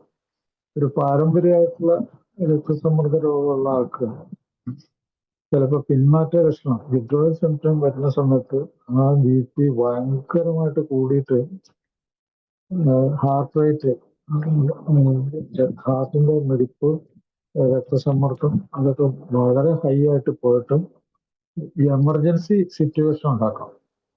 ചെറിയ രക്തക്കൊഴൽ പൊട്ടാം. ഈ രക്തക്കൊഴലില് സമ്മർദ്ദം കൂടിയിട്ട് ഹാർട്ട് ഫെയിലിയർ അടിക്കാം, ഹാർട്ട് അറ്റാക്ക് ഉണ്ടാകാം. അതുപോലെ ഈ രക്തസമ്മർദ്ദം കൂടിയിട്ട് സ്ട്രോക്ക് വരാം, പക്ഷാഘാതം വന്നിട്ട് തളർന്നു പോവാം, അബോധാവസ്ഥയിലേക്ക് പോവാം, അപസ്മാരം വരാം. ഇതൊക്കെ എമർജൻസി സംഗതികളാണ്. ഇതൊക്കെ ഡോക്ടർ പരിശോധിക്കണം. ഡോക്ടർ പരിശോധിച്ച് നോക്കിയൊരു സാധാരണ പരിശോധന തന്നെ ചെയ്താൽ പല കാര്യങ്ങളും മനസ്സിലാക്കാൻ പറ്റും. ഒരു BP നോക്കാനായിട്ട് വലിയ സംഗതിയൊന്നുമില്ല, ഇപ്പൊ ആർക്കും നോക്കാൻ പറ്റുന്ന സംഗതിയാണ്. മറ്റൊന്ന് ഇയാൾക്ക് പ്രമേഹ രോഗം. ഈ മദ്യം ഉപയോഗിച്ചുകൊണ്ടിരിക്കുന്ന സമയത്ത് പ്രമേഹ രോഗം ഭയങ്കര ഒരു കോംപ്ലിക്കേഷനാണ്. പ്രമേഹം ഇല്ലാത്ത ആൾക്ക് പ്രമേഹം ഉണ്ടെന്ന് തോന്നിക്കാം. അങ്ങനത്തെ ഒരു തെറ്റായ സിറ്റുവേഷനിലേക്ക് അത് ചിലപ്പോൾ കൊണ്ടെത്തിക്കും. അതുകൂടാതെ മദ്യം മറ്റ് മരുന്നുകളെ ബാധിക്കും. ഇപ്പോൾ പ്രമേഹത്തിന് മരുന്ന് കഴിക്കുന്നുണ്ടെങ്കിൽ അതിനെ ബാധിക്കും. രക്തസമ്മർദ്ദത്തിന് മരുന്ന് കഴിക്കുന്നുണ്ടെങ്കിൽ അതിനെ ബാധിക്കും. അപ്പോൾ തെറ്റായ വിവരങ്ങൾ ചിലപ്പോൾ ഉണ്ടാകും. അപ്പോൾ ഇങ്ങനെയൊക്കെ ഇന്റർഫിയർ ചെയ്യുന്ന, ഇടപെട്ട് കുഴപ്പമുണ്ടാക്കുന്ന അവസ്ഥ ഉണ്ടാകും മദ്യത്തിന്റെ ഉള്ളിൽ. പിന്മാറ്റ ലക്ഷണത്തിന്റെ ചികിത്സ ശരിക്കും ഒരു ആശുപത്രിയുടെ ബാക്ക്ഗ്രൗണ്ടിൽ തന്നെ വേണം, അല്ലെങ്കിൽ അപകടം നിറഞ്ഞൊരു പരിപാടിയായിരിക്കും. മറ്റൊന്ന് സൈക്കോളജിക്കൽ കൗൺസിലിംഗ്. ഈ കൗൺസിലിംഗ് എന്നൊക്കെ പറഞ്ഞു കഴിഞ്ഞാൽ പെട്ടെന്ന് ചാടിക്കയറി ചെയ്യുന്ന ഒരു പരിപാടിയാണ്. ആദ്യം ഈ രോഗിക്ക് ശരിക്ക് ഉറക്കം, നല്ല ഭക്ഷണം, സ്വസ്ഥത, ഒരു സോബർ അവസ്ഥ, സോബ്രൈറ്റി. ഈ സോബ്രൈറ്റി എന്ന് പറഞ്ഞാൽ നമ്മൾ മലയാളത്തിൽ പ്രശാന്ത അവസ്ഥ എന്നൊക്കെ പറയുന്നത് ഒരു ജംഗ്ഷനാണത്. ഒരു ജംഗ്ഷൻ. നമ്മൾ ഏതെങ്കിലും ടൗണിൽ വന്നിട്ട് ഒരു ജംഗ്ഷൻ തിരിഞ്ഞു പോകുന്നുണ്ട്, അതുപോലത്തെ തിരിഞ്ഞു പോകുന്ന ഒരു അവസ്ഥ, ഒരു പ്രശാന്തമായിട്ടുള്ള അവസ്ഥ. ഈ അവസ്ഥയിലാണ് ഈ പ്രോഗ്രാം കൂടി അയാൾ വർക്കൗട്ട് ചെയ്യുന്നത്. എന്തിനാണ് അവിടെ ഇരിക്കുന്നത്, എന്താണ് അവരൊക്കെ പറയുന്നത്, എന്താണ് സംഭവം, ഇതൊക്കെ ആ ലെവലിലേക്ക് വരുമ്പോൾ ഒരു 2-3 ആഴ്ചത്തേക്ക് മദ്യം നിർത്തി വയ്ക്കുമ്പോൾ അയാൾക്ക് കാര്യങ്ങൾ മനസ്സിലാക്കാൻ പറ്റും. അനുഭവങ്ങളും ശക്തിയും പ്രദേശവും പങ്കുവെക്കുമ്പോൾ ആ പ്രശാന്തമായ ഒരവസ്ഥയിൽ കൂടി ഗ്രഹിക്കാനും ഗൗരവം മനസ്സിലാക്കാനും മുന്നോട്ട് പോകാനും പറ്റും. എപ്പോഴും അപ്പോൾ ഒരു ആദ്യത്തെ ടാർഗറ്റ് ഒരു പ്രശാന്തമായ മാനസികാവസ്ഥ ഉണ്ടാക്കാനുള്ളതാണ്. അവിടെ നിന്നും നമ്മൾ മുന്നോട്ട് ഏത് വഴിക്ക് പോകും. മിക്കവാറും അയാളുടെ ജോലിയുള്ള ഒരാളാണെങ്കിൽ ഈ ജോലി, അതിൻ്റെ ഗൗരവം, അത് ചെയ്യേണ്ട കാര്യങ്ങൾ, ഈ ജോലി അയാളെ കബളിപ്പിക്കുന്നുണ്ടെങ്കിൽ അതെങ്ങനെ അയാളെ ബാധിക്കും, എങ്ങനെ അയാളുടെ മദ്യപാന രോഗത്തെ ഈ ജോലി ബാധിക്കും, അയാളുടെ സാമ്പത്തിക അവസ്ഥകൾ, ഇതൊക്കെ മനസ്സിലാക്കേണ്ട ഒരു കാര്യമുണ്ട്. മദ്യപാന രോഗത്തിന്റെ ചികിത്സയിൽ അത് വളരെ പ്രധാനപ്പെട്ടാണ്. പലപ്പോഴും അയാൾ ജോലിയെ അയാൾ കബളിപ്പിക്കുമായിരിക്കും. അപ്പൊ അയാൾ ഒരു കാര്യം പറഞ്ഞു, നിങ്ങൾ ജോലി ഉപേക്ഷിക്കേണ്ട ആവശ്യമില്ല. നിങ്ങൾ 1 മണിക്കൂർ മീറ്റിംഗ് അറ്റൻഡ് ചെയ്യും, പക്ഷെ നിങ്ങൾ ജോലി ഉപേക്ഷിക്കാതെ തന്നെ അതിനൊരു ഗൗരവം കൊടുത്ത് അതിനെ ബഹുമാനിച്ച്, കാരണം വെച്ചാൽ നിങ്ങളുടെ ഭക്ഷണമാണ്, നിങ്ങളുടെ കുടുംബത്തിന്റെ ഭക്ഷണമാണ്, അപ്പൊ നിങ്ങളുടെ അഭിമാനമാണത്.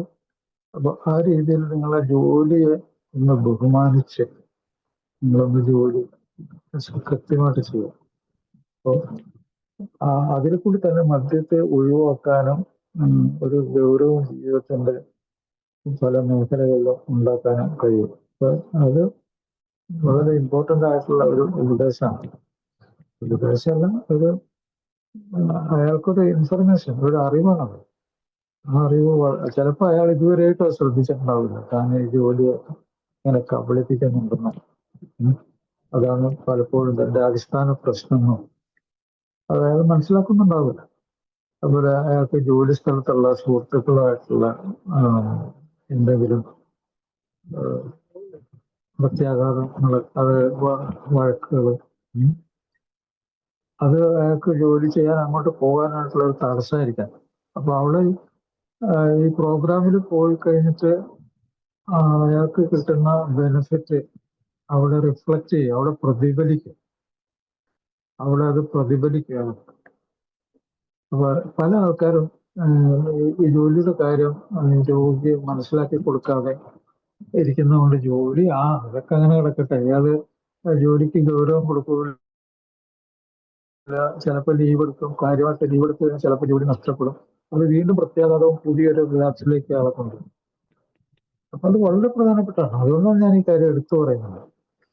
അയാളെ സംബന്ധിച്ചിടത്തോളം, അയാളുടെ ജീവിതത്തെ സംബന്ധിച്ചിടത്തോളം, അയാളുടെ കുടുംബത്തിന്റെ ജീവിതത്തെ സംബന്ധിച്ചിടത്തോളം ജോലി വളരെ ഗൗരവമുണ്ട്. അതല്ല, ഈ ജോലിക്ക് പോയി തുടങ്ങി അവിടുത്തെ സുഹൃത്തുക്കളൊക്കെ ആയിട്ട് നല്ലൊരു ബന്ധം, നല്ലൊരു റെസ്പെക്റ്റ് ഒക്കെ കിട്ടുമ്പോൾ പ്രോഗ്രാമുകളൊക്കെ വളരെ വിലപ്പെട്ട ഒരു ബന്ധം ഉണ്ടാകും. ഇത് ഒരു ഒരാൾ ചെയ്തു കൊടുക്കേണ്ട ഏറ്റവും വലിയൊരു ഉപകാരമാണ്. ഒരു സീനിയർ ആയിട്ടുള്ള ഒരു എ മെമ്പർ, ഒരു സ്പോൺസർ എൻ്റെ കൂട്ടുകാരന് പറഞ്ഞു കൊടുക്കേണ്ട വളരെ പ്രധാനപ്പെട്ട ഒരു സംഗതിയാണ് ഈ ജോലിയുടെ കാര്യം. It is A therapy. അതൊരു തെറാപ്പിയാണ്. ഏത് പ്രോഗ്രാം ഒരു തെറാപ്പി ആകുന്ന പോലെ ഈ ജോലി അയാൾക്കൊരു തെറാപ്പി ആയിട്ട് മാറും. അതുപോലെ മറ്റൊന്ന്, അയാൾക്ക് ഇമ്മീഡിയറ്റ് ആയിട്ട് ഏറ്റവും കൂടുതൽ സഹായം കിട്ടുന്നത് അയാളുടെ ഫാമിലിയാണ്. അപ്പൊ കുറച്ച് നാളത്തേക്ക് ഈ ഫാമിലി ആയിട്ടുള്ള വൈകാരിക ബന്ധം, അതുപോലെ തന്നെ അയാൾ വാക്കുകൾ കൊണ്ട് ഉപദ്രവിക്കാതെ, പലപ്പോഴും അയാളുടെ ഭാഷ വളരെ മോശമായിരിക്കും. രോഗാവസ്ഥയിൽ അയാളുടെ ഭാഷ വളരെ മോശമായിരിക്കും. അപ്പോൾ അത് അയാൾ പറഞ്ഞ് മനസ്സിലാക്കും. ഫാമിലി ആയിട്ടുള്ള ഫാമിലി ഓൺലി കണക്ഷൻ. പലപ്പോഴും ഈ ലോ ആയിട്ടുള്ള ഒരേ ഒരു ബന്ധം അതായിരിക്കും. ഒരേ ഒരു ബന്ധം അതായിരിക്കും. അപ്പൊ ആ ഉള്ള ബന്ധം ഒന്ന് പച്ച പിടിച്ച് ശരിയായി വരുന്നവര് അതൊരു തെറാപ്പിയാണ്. ഫാമിലി തെറാപ്പി എന്ന് പറഞ്ഞാൽ ഫാമിലിയിലെ അവര് അത് സഹിക്കുകയും ക്ഷമിക്കുകയും അയാളോട് കുറച്ചൊരു സഹാനുഭൂതി, എന്റെ ആളെങ്ങനെയെങ്കിലും രക്ഷപ്പെടണം എന്നുള്ള അവരുടെ ആഗ്രഹം എത്രയോ നാളുകളായ അവർ പ്രതീക്ഷിക്കുന്ന സംഗതിയാണ്. അപ്പൊ ആ ഫാമിലി തെറാപ്പി, ഫാമിലി ജീവിതം തന്നെ ഒരു ചികിത്സ ആയി മാറുന്ന ഒരു പരിപാടി. അപ്പൊ ഇത് മൂന്നും കൂടി ഒരുമിച്ച് കൊണ്ടുപോവുകയാണെങ്കിൽ ആൽക്കഹോളിക്സ് അനോണിമസിന്റെ പ്രോഗ്രാം,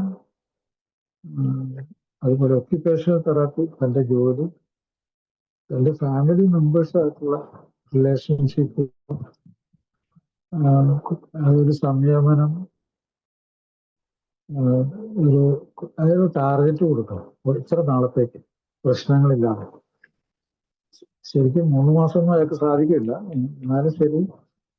അപ്പൊ അത് കഴിഞ്ഞിട്ട് ഫാമിലി കൗൺസിലിംഗ് ഉണ്ട്. ആ ഫാമിലി കൗൺസിലിംഗില് അവർക്ക് ശരിയായ വിവരങ്ങൾ കൊടുക്കണം. പലപ്പോഴും ഈ ഫാമിലി വ്യക്തിയും കൂടി രോഗിയും കൂടി ഒരുമിച്ചിരുന്നുള്ള ചില ഡിസ്കഷൻസ് ഒക്കെ ചിലപ്പോൾ പരാജയത്തിൽ അവസാനിക്കാറുണ്ട്. കാരണം വാഗ്വാദങ്ങൾ അവിടെ ഉണ്ടാവും, വാക്കുതർക്കം, ആർഗ്യുമെന്റ്സ്. അപ്പൊ അത് സെപ്പറേറ്റ്, തുടക്കത്തിൽ സെപ്പറേറ്റ് ആയിട്ടുള്ള കൗൺസിലിംഗ്, ഈ കാര്യങ്ങളൊക്കെ മനസ്സിലാക്കി കൊടുക്കലും അതിൽ കൂടി മുന്നോട്ട് പോകുന്നതാണ്. അപ്പോൾ അയാള് സോബർ ലെവലിൽ വന്ന് ഒരു 90 days ഒക്കെ ആകുമ്പോഴത്തേക്കും ഒരു ഗ്രൂപ്പ് കൗൺസിലിംഗ്, ഫാമിലി അയാളും എല്ലാവരും കൂടി ചേർന്നിട്ടുള്ള ഒരു കൗൺസിലിംഗ് വളർന്നതായിരിക്കും. പിന്നെ മറ്റൊന്ന് ഈ ജസ്റ്റാൾട്ട് തെറാപ്പി എന്ന് പറഞ്ഞ ഒരു കൗൺസിലിംഗ് ഉണ്ട്. ജസ്റ്റാൾട്ട് തെറാപ്പി എന്ന് പറഞ്ഞാൽ ഞാൻ ഇതിനു മുമ്പ് പറഞ്ഞിട്ടുണ്ട്, എന്നാൽ അതിലെ കുറച്ച് കാര്യങ്ങൾ ഞാൻ പറയുകയാണ്. ജസ്റ്റാൾട്ട് എന്ന് പറഞ്ഞാല് അത് നമ്മൾ പല അവയവങ്ങളും ചേർന്നിട്ട് ഉള്ള ഒരു ശരീരമാണ് നമുക്കുള്ളത്. പല തരത്തിലുള്ള 10-15 സിസ്റ്റം ഉണ്ട്. ആ അവയവങ്ങളൊക്കെ കൂടി ചേർന്ന് ഒരേ ഒരു പ്രവർത്തനത്തിൽ ഏർപ്പെട്ടിരിക്കുകയാണ്. എന്താണ്? നമ്മുടെ ജീവിതം അത് മുന്നോട്ട് കൊണ്ടുപോകാനാണ്. അപ്പൊ ഇതിൽ പല ഭാഗങ്ങളും ചേർന്നിട്ടുള്ള ഇത് ചേർന്നാണ് ഒരു മുഴുവൻ ഭാഗമായിട്ട് മാറുന്നത്.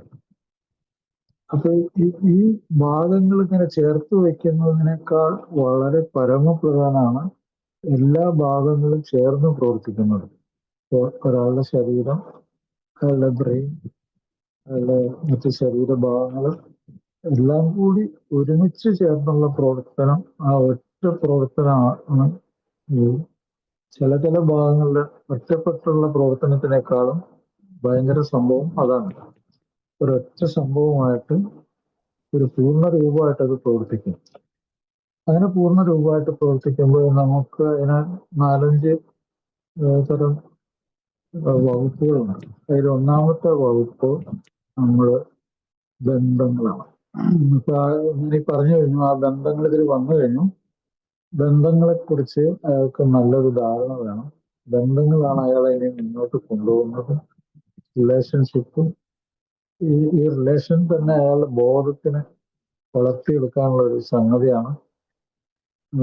അപ്പോൾ അത് അതിൽ നമ്മൾ പെരുമാറ്റം എങ്ങനെയായിരിക്കണം, നമ്മൾ റിലേഷൻഷിപ്പിനെ പുതുക്കി പണിയുക, അത് വളരെ പ്രധാനപ്പെട്ട സംഗതിയാണ്. പിന്നെ യാഥാർത്ഥ്യം, നമ്മുടെ റിയാലിറ്റിയെ കുറിച്ച് നമ്മൾ എന്താണ് യാഥാർത്ഥ്യം, എന്താണ് യാഥാർത്ഥ്യം അല്ലാത്തത്, അത് പ്രത്യേകിച്ച് അയാളുടെ രോഗാവസ്ഥ, അതിന്റെ യാഥാർത്ഥ്യങ്ങൾ മനസ്സിലാക്കി തന്നെ അയാൾ മുന്നോട്ട് പോകണം. ഇതിൽ ഞാൻ ചികിത്സയുടെ കാര്യം വളരെ എടുത്തു പറയാൻ ആഗ്രഹിക്കുന്നു. ആധുനിക വൈദ്യശാസ്ത്രത്തിന്റെ ചികിത്സ മറ്റേതൊരു മനുഷ്യനെ പോലെ അയാൾക്ക് ആവശ്യമുണ്ടെങ്കിൽ അയാൾ അത് ചെയ്തുകൊണ്ട് തന്നെ മുന്നോട്ട് പോകണം. പ്രമേഹത്തിന് മരുന്ന് കഴിക്കണം, പ്രഷറിന് മരുന്ന് കഴിക്കണം, ഹാർട്ടിന് അസുഖമുണ്ടെങ്കിൽ അതിന് മരുന്ന് കഴിക്കണം. അപ്പോൾ ഈ ആൽക്കഹോൾ നിർത്തൽ മാത്രമല്ല, ആൽക്കഹോൾ നിർത്തൽ വളരെ പരമപ്രധാന സംഗതിയാണ്. പക്ഷെ മരുന്നുകൾ വ്യത്യസ്തമായിട്ടുള്ള മരുന്നും കഴിച്ചിട്ട് മുന്നോട്ട് പോകണം. അപ്പൊ യാഥാർത്ഥ്യം, അയാളുടെ രോഗത്തെ കുറിച്ചുള്ള യാഥാർത്ഥ്യം അയാൾ മനസ്സിലാക്കണം. അത് അനുഭവങ്ങളും ശക്തിയും പ്രതീക്ഷയും പങ്കുവയ്ക്കുമ്പോൾ കുറേയൊക്കെ കിട്ടും. അല്ലാതെ സാധാരണ വായന കൊണ്ട് കിട്ടുക, അറിവ് സ്വീകരിക്കുന്നത് നല്ലതാണ്. മൂന്നാമത്തെ കാര്യം, ശരീരത്തെക്കുറിച്ചും സ്വന്തം മനസ്സ് എങ്ങനെ പ്രവർത്തിക്കുന്നു എന്നതിനെ കുറിച്ച് അയാൾക്ക് ഏകദേശം ഒരു രൂപം വേണം. ഒരു ഉദാഹരണം, അയാള് പൊണ്ണത്തടിയാണ്, അയാള് വെയിറ്റ് ആവശ്യത്തിൽ കഴിയുന്നുണ്ട്, അയാൾക്ക് പ്രമേഹമുണ്ട്. ഇത് രണ്ടും പൊരുത്തപ്പെടാത്ത സംഗതിയാണ്. അതുപോലെ തന്നെ അയാൾക്ക് ലിക്വിഡ്സ്, അയാളുടെ കൊഴുപ്പ് വളരെ കൂടുതലുണ്ടാകാം. അപ്പോൾ ആ ശാരീരിക അവസ്ഥ അയാൾ മനസ്സിലാക്കുക, അതിനുള്ള ഭക്ഷണ രീതി, വ്യായാമം, അങ്ങനെയുള്ള സംഗതികളൊക്കെ ചെയ്യാം. മരുന്ന് വേണമെങ്കിൽ അത് ആ ചികിത്സ വേണ്ടില്ല. അപ്പൊ ശരീരത്തിന്റെ കാര്യത്തിൽ ശ്രദ്ധിക്കുക, മനസ്സിന്റെ കാര്യത്തിലും ശ്രദ്ധിക്കുക. ആ മാനസികമായിട്ടുള്ള അവസ്ഥകൾ മദ്യാസക്ത രോഗത്തിന്റെ ഉള്ളിൽ ഞാൻ എടുത്തു പറയാൻ ആഗ്രഹിക്കുന്നു. പലതരം മാനസിക രോഗങ്ങളുടെ ഉള്ളിൽ കൂടി ഒരു മദ്യാസക്തം കടന്നു പോകും. ഇതൊന്നും ഭയപ്പെടുത്താനോ അല്ലെങ്കിൽ ഭീതി ഉണ്ടാക്കാനൊന്നും അല്ല പറയുന്നത്, നമ്മളെ ഉള്ളിൽ തിരിച്ചറിയാനാണ്. കാരണം ഞാൻ നേരത്തെ ആ പുസ്തകത്തിൽ പറഞ്ഞിട്ടുണ്ട്, ഇതൊരു മാനസികവും സ്വഭാവ രോഗവുമാണ്. അതിൽ നിന്ന് വിട്ടുനിൽക്കാനുള്ള മാർഗമാണ് നമ്മൾ ഗ്രൂപ്പിലുള്ള ചികിത്സ. അപ്പൊ അത് വളരെയധികം നമ്മുടെ മനസ്സിനെ നല്ല അറിവ് കൊണ്ട് സമ്പന്നമാക്കും. ഗ്രൂപ്പിലെ അനുഭവങ്ങളും ശക്തിയും പ്രതീക്ഷയും പങ്കുവെക്കുമ്പോൾ. അതുകൂടാതെ മാനസികമായിട്ടുള്ള പ്രശ്നങ്ങളുണ്ടെങ്കിൽ കൗൺസിലറും ഡോക്ടറും നിങ്ങളെ സഹായിക്കും. അതിന് മരുന്ന് കഴിക്കേണ്ട ആവശ്യമുണ്ടെങ്കിൽ അങ്ങനെ ചികിത്സിക്കേണ്ട ആവശ്യമുണ്ട്. അപ്പോൾ ഇത് 4 കാര്യമാണ്. എന്തൊക്കെ? യാഥാർത്ഥ്യ ബോധം, ബന്ധങ്ങള്, ശരീരത്തെക്കുറിച്ചുള്ള അറിവ്, സ്വന്തം മനസ്സിനെ കുറിച്ചുള്ള അറിവ്. ഇതൊക്കെ സംഭവിക്കുന്നത് എന്തിലാണ്? ഇതൊക്കെ സംഭവിക്കുന്നത് ശരിയായ ഒരു സുബോധത്തിന്റെ ഉള്ളിലാണ്, ഒരു ബോധത്തിന്റെ ഉള്ളിലാണ്. അപ്പൊ നമ്മൾ ബോധത്തിനെ സ്പർശിക്കുന്ന ഒരു കാര്യങ്ങളും, ഒരു ലഹരി വസ്തുവും ആവശ്യമില്ലാതെ നമ്മൾ ഉപയോഗിക്കാൻ പറ്റില്ല. ഇതിന്റെ കൂടെ നമ്മൾ ഇതിൽ നിന്ന് വിട്ടു വന്ന് രക്ഷപ്പെട്ടുകൊണ്ടിരിക്കുകയാണ്. അപ്പൊ ഇതിന്റെ കൂടെ വേറെ ഒരു സാധനം നമുക്ക് ആവശ്യമില്ലാതെ പരീക്ഷിക്കാൻ പറ്റില്ല. പിന്നെ ഈ ബോധത്തിന്റെ ഉള്ളില് നമ്മളൊരു സ്വയം ട്രെയിനിങ് ഉണ്ട്. ഈ സ്വയം ട്രെയിനിങ് എന്താണെന്ന് വെച്ചാൽ, ഇതിലാണ് ആൽക്കഹോളിക്സ് അനോണിമസിൽ 12 പടികളിൽ പറയുന്നുണ്ട്. മെഡിറ്റേഷൻ, പ്രാർത്ഥന, ധ്യാനം. അപ്പൊ എന്താണ് ഈ ധ്യാനം, മെഡിറ്റേഷൻ? ഈ മെഡിറ്റേഷന്റെ കുറച്ച് കാര്യങ്ങൾ അറിഞ്ഞിരുന്നാൽ ആൽക്കഹോളിക്സ് അനോണിമസിലുള്ള സുഹൃത്തുക്കൾക്ക് വളരെ നല്ല കാര്യമാണ്. ഈ പ്രോഗ്രാമിൽ തന്നെ പറയുന്നുണ്ട്, ഈ പ്രാർത്ഥന, ധ്യാനം എന്നിവയിൽ ഞാൻ മനസ്സിലാക്കുന്നു ദൈവവുമായിട്ടുള്ള സമ്പർക്കം മെച്ചപ്പെടുത്തും. അപ്പൊ ഇത് ധ്യാനത്തിന്റെ എന്താണ് ധ്യാനം? ശരിയായിട്ടുള്ള ധ്യാനം എന്ന് പറഞ്ഞു കഴിഞ്ഞാല് നമ്മുടെ അഡിക്ഷന്റെ കാര്യത്തില് ചിന്തകള്, വികാരങ്ങള്, തോന്നലുകള്, സ്വഭാവം, ഈ 4 കാര്യങ്ങളാണ് ബാധിക്കുന്നത്. ഇത് ഏറ്റവും കൂടുതൽ നമ്മളെ കുഴപ്പത്തിലേക്ക് കൊണ്ടുപോകുന്ന ഒരു സംഗതിയാണ് ചിന്തകൾ. ചിന്തകളും അതുപോലെ അടിക്കടി നമ്മളെ ഇമോഷണലായിട്ട്, നമ്മളെ വൈകാരികമായിട്ട് നമ്മളെ എങ്ങോട്ടോ കൊണ്ടുപോകുന്ന വൈകാരിക അവസ്ഥകൾ, അത് ചിന്തകളിൽ കൂടിയാണ് വൈകാരിക അവസ്ഥകളിലേക്ക് കയറി പോകുന്നത്. ചില ആൾക്കാരായിട്ടുള്ള പക, വിദ്വേഷം, വെറുപ്പ്, അതൊക്കെ പെട്ടെന്ന് കയറി വരും.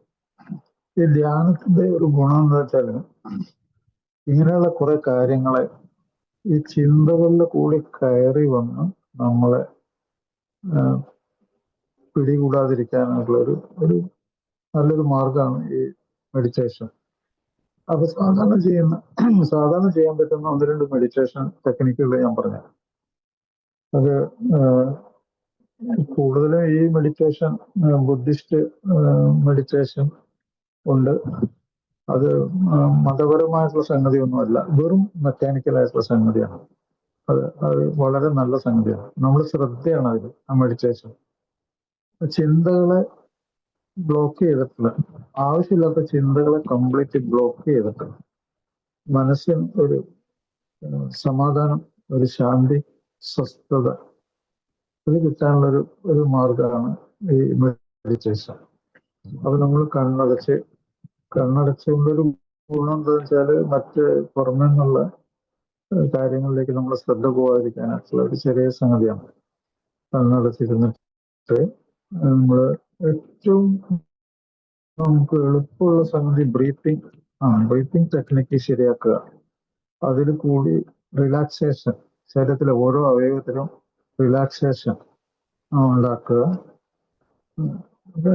അതായത് ഇപ്പൊ മാംസം വളരെ ബലത്തിൽ നിൽക്കുകയാണെങ്കിൽ, ആ മാംസം അയവ് ഉണ്ടാവുകയാണെങ്കിൽ, അയവുള്ള അവസ്ഥ നമുക്കൊരു റിലാക്സേഷൻ ഉണ്ടാക്കും, ഒരു ശാന്തത ഉണ്ടാക്കും. അപ്പൊ അങ്ങനത്തെ ഒരു ടെക്നിക്കാണ്. നിങ്ങൾ ഇങ്ങനെ ഇത് നമുക്ക് എങ്ങനെ വേണമെങ്കിൽ ചെയ്യാം, ഇരുന്നിട്ടോ കിടന്നിട്ടോ എങ്ങനെ വേണമെങ്കിൽ ചെയ്യാം. അപ്പൊ അതിൽ നമ്മൾ ഈ ശ്വാസം ഉള്ളിലേക്ക് എടുക്കുന്നു, മൂക്കിൽ കൂടി ഉള്ളിലേക്ക് എടുക്കുന്നു. അത് ശ്വാസം ഉള്ളിലേക്ക് എടുക്കുമ്പോൾ ശ്വാസം ഉള്ളിൽ നിറയുന്നുണ്ടെന്നുള്ളത് മനസ്സിലാക്കാൻ നമ്മൾ വയറിന്റെ മുകളിൽ കൈ വെച്ചാൽ മതി. അപ്പൊ ശ്വാസം ഉള്ളിലേക്ക് കയറുമ്പോൾ വയറും മുകളിലേക്ക് കൊണ്ടു വരും. ശ്വാസം പുറത്തേക്ക് പോകുമ്പോൾ അതേ കൈ തന്നെ അവിടെ വെച്ചിരുന്നാൽ വയറ് ഉള്ളിലേക്ക് വലിയുന്നത് നമുക്ക് മനസ്സിലാവും, അത് ഫീൽ ചെയ്യും. അപ്പൊ കുറെ നേരം അങ്ങനെ ചെയ്തു കഴിഞ്ഞാൽ അത് ഓട്ടോമാറ്റിക് ആവും. ശ്വാസം ഉള്ളിലേക്ക് എടുക്കുക, പുറത്തേക്ക് വരും. അപ്പൊ ഈ ശരീരം റിലാക്സേഷനിലേക്ക് കൊണ്ടുവരണം. ഇതിനോടൊപ്പം തന്നെ ബ്രീത്തിങ് അതെങ്ങനെ ചെയ്യണമെന്ന് വെച്ചാൽ, ശ്വാസം ഉള്ളിലേക്ക് എടുക്കുക, പുറത്തേക്ക് വിടുക. ഇത് ചെയ്യുന്നതോടൊപ്പം തന്നെ നിങ്ങളെ ഇടത്തെ കൈയിലേക്കും ഈ ശ്വാസം പ്രാണവായുവിനെ എത്തിക്കുന്നുണ്ടെന്നും, അത് ബ്രീത്തിങ്ങില് ഉള്ളിലേക്ക് എടുക്കുമ്പോഴും നിങ്ങൾ പുറത്തേക്ക് വിടുമ്പോൾ ഈ ശ്വാസം, ഈ പ്രാണൻ ഈ ഇടത്തെ കൈയിലേക്ക് കയറി അത് പുറത്തേക്ക് പോകുന്നു. അപ്പൊ ആ ഇടത്തെ കൈയെ പറ്റി കൂടി ചിന്തിക്കാം എൻ്റെ കൂടെ. അങ്ങനെ ഒരു 10-15 പ്രാവശ്യം ഇടത്തെ കയ്യിൽ കൂടി അങ്ങനെ ശ്വാസം എടുക്കുമ്പോൾ പ്രാണൻ കയറുന്നു, പോകുന്നു. അങ്ങനെ ആ ബ്രീത്തിങ്, ശ്വാസം തന്നെ അതിന്റെ ഉള്ളിലേക്ക് പോകുന്നു വിചാരിച്ചാലും മതി. ഈ ശ്വാസത്തിൽ കൂടി കിട്ടുന്ന പ്രാണവായു അങ്ങനെ പോകുന്നു. അത് കുറച്ച് 15 പ്രാവശ്യം ഇടത്തെ കൈ ചെയ്ത് കഴിഞ്ഞാൽ ഇത് വലത്തെ കൈ ചെയ്യാം. 15 പ്രാവശ്യം വലത്തെ കൈ. അത് കഴിഞ്ഞിട്ട് 15 പ്രാവശ്യം ഇടത്തെ കാലിന്റെ ഈ തൊള മുതല് കാലിന്റെ അങ്ങനെ പെരുവിരൽ വരും, അങ്ങനെ താഴേക്ക് ആ ഇടത്തെ കാല് കംപ്ലീറ്റ് അങ്ങനെ പ്രാണൻ അങ്ങനെ കയറുന്നു, പോകുന്നു. അപ്പൊ ഇടത്തെ കാല് കഴിഞ്ഞിട്ട് വലത്തെ കാല്. അപ്പൊ 15 പ്രാവശ്യം അവിടെ അങ്ങനെ. പിന്നെ അത് കഴിഞ്ഞിട്ട് ലാസ്റ്റ് എൻ്റയർ ബോഡി ഇങ്ങനെ ഇത് കയറുന്നത് ഇറങ്ങിപ്പോകുന്നു. അങ്ങനെ റിലാക്സേഷൻ, കംപ്ലീറ്റ് ശരീരം റിലാക്സേഷൻ, ഇങ്ങനെ ഒരു റിലാക്സേഷൻ. അപ്പൊ ശരീരത്തിനും അത് ഈ സമയത്ത് ഈ ചിന്തയൊക്കെ ബ്ലോക്ക് ആയിരിക്കും. നിങ്ങൾ ഒരു 1 പോയിന്റിലാണ് നിങ്ങളെ മനസ്സ് പ്രവർത്തിച്ചുകൊണ്ടിരിക്കുന്നത്. ആവശ്യമില്ലാത്ത ചിന്തകളൊന്നും വരില്ല. അപ്പൊ ഇതുമായിട്ട് കണക്ട് ചെയ്ത് അങ്ങനെ ചെയ്ത് ഒരു ബ്രീത്തിങ് ടെക്നിക്ക് കൂടിയുള്ള ഒരു മെഡിറ്റേഷൻ ചെയ്യാം. അപ്പൊ ഈ മെഡിറ്റേഷൻ ചിന്തകളിൽ കൂടി ആവശ്യമില്ലാത്ത കാര്യങ്ങൾ മനസ്സിലേക്ക് കയറി വരും, ഇമോഷൻസ് വരും, അതിനൊക്കെ ബ്ലോക്ക് ചെയ്യും. ഇതൊക്കെ കുറച്ച് ട്രെയിൻ ചെയ്ത് കഴിഞ്ഞാലും ഈ മെഡിറ്റേഷൻ നമുക്ക് വളരെ ഗുണം ചെയ്യും. അത് ഇന്നത്തെ ഈ പ്രോഗ്രാമിൽ ഞാൻ നിങ്ങൾക്ക് അത്യാവശ്യമുള്ള കുറെ കാര്യങ്ങളാണ് പറയുന്നത്, വളരെ വിലപിടിപ്പുള്ള കുറെ കാര്യങ്ങളാണ് പറയുന്നത്. ഒരു മധ്യസ്ഥ രോഗി ചെയ്യേണ്ട വളരെ പ്രധാനപ്പെട്ട കുറച്ച് കാര്യങ്ങളാണ്. ശാരീരികമായിട്ടുള്ള കാര്യങ്ങളെ പറ്റിയുള്ള വളരെ വിശദമായിട്ടുള്ള സംഗതികളൊന്നും ഞാൻ അധികം പറഞ്ഞിട്ടില്ല. എന്നാലും ഇതൊക്കെയാണ് നമ്മൾ ട്രീറ്റ്മെന്റിൽ ശ്രദ്ധിക്കേണ്ട കാര്യങ്ങൾ.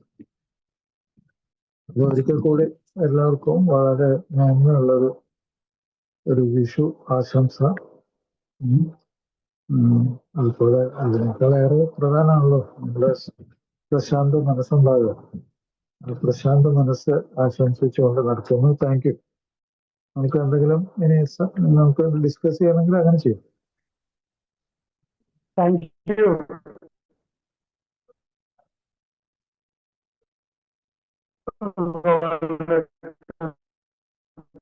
കേൾക്കുന്നുണ്ടോ? നിങ്ങൾക്ക്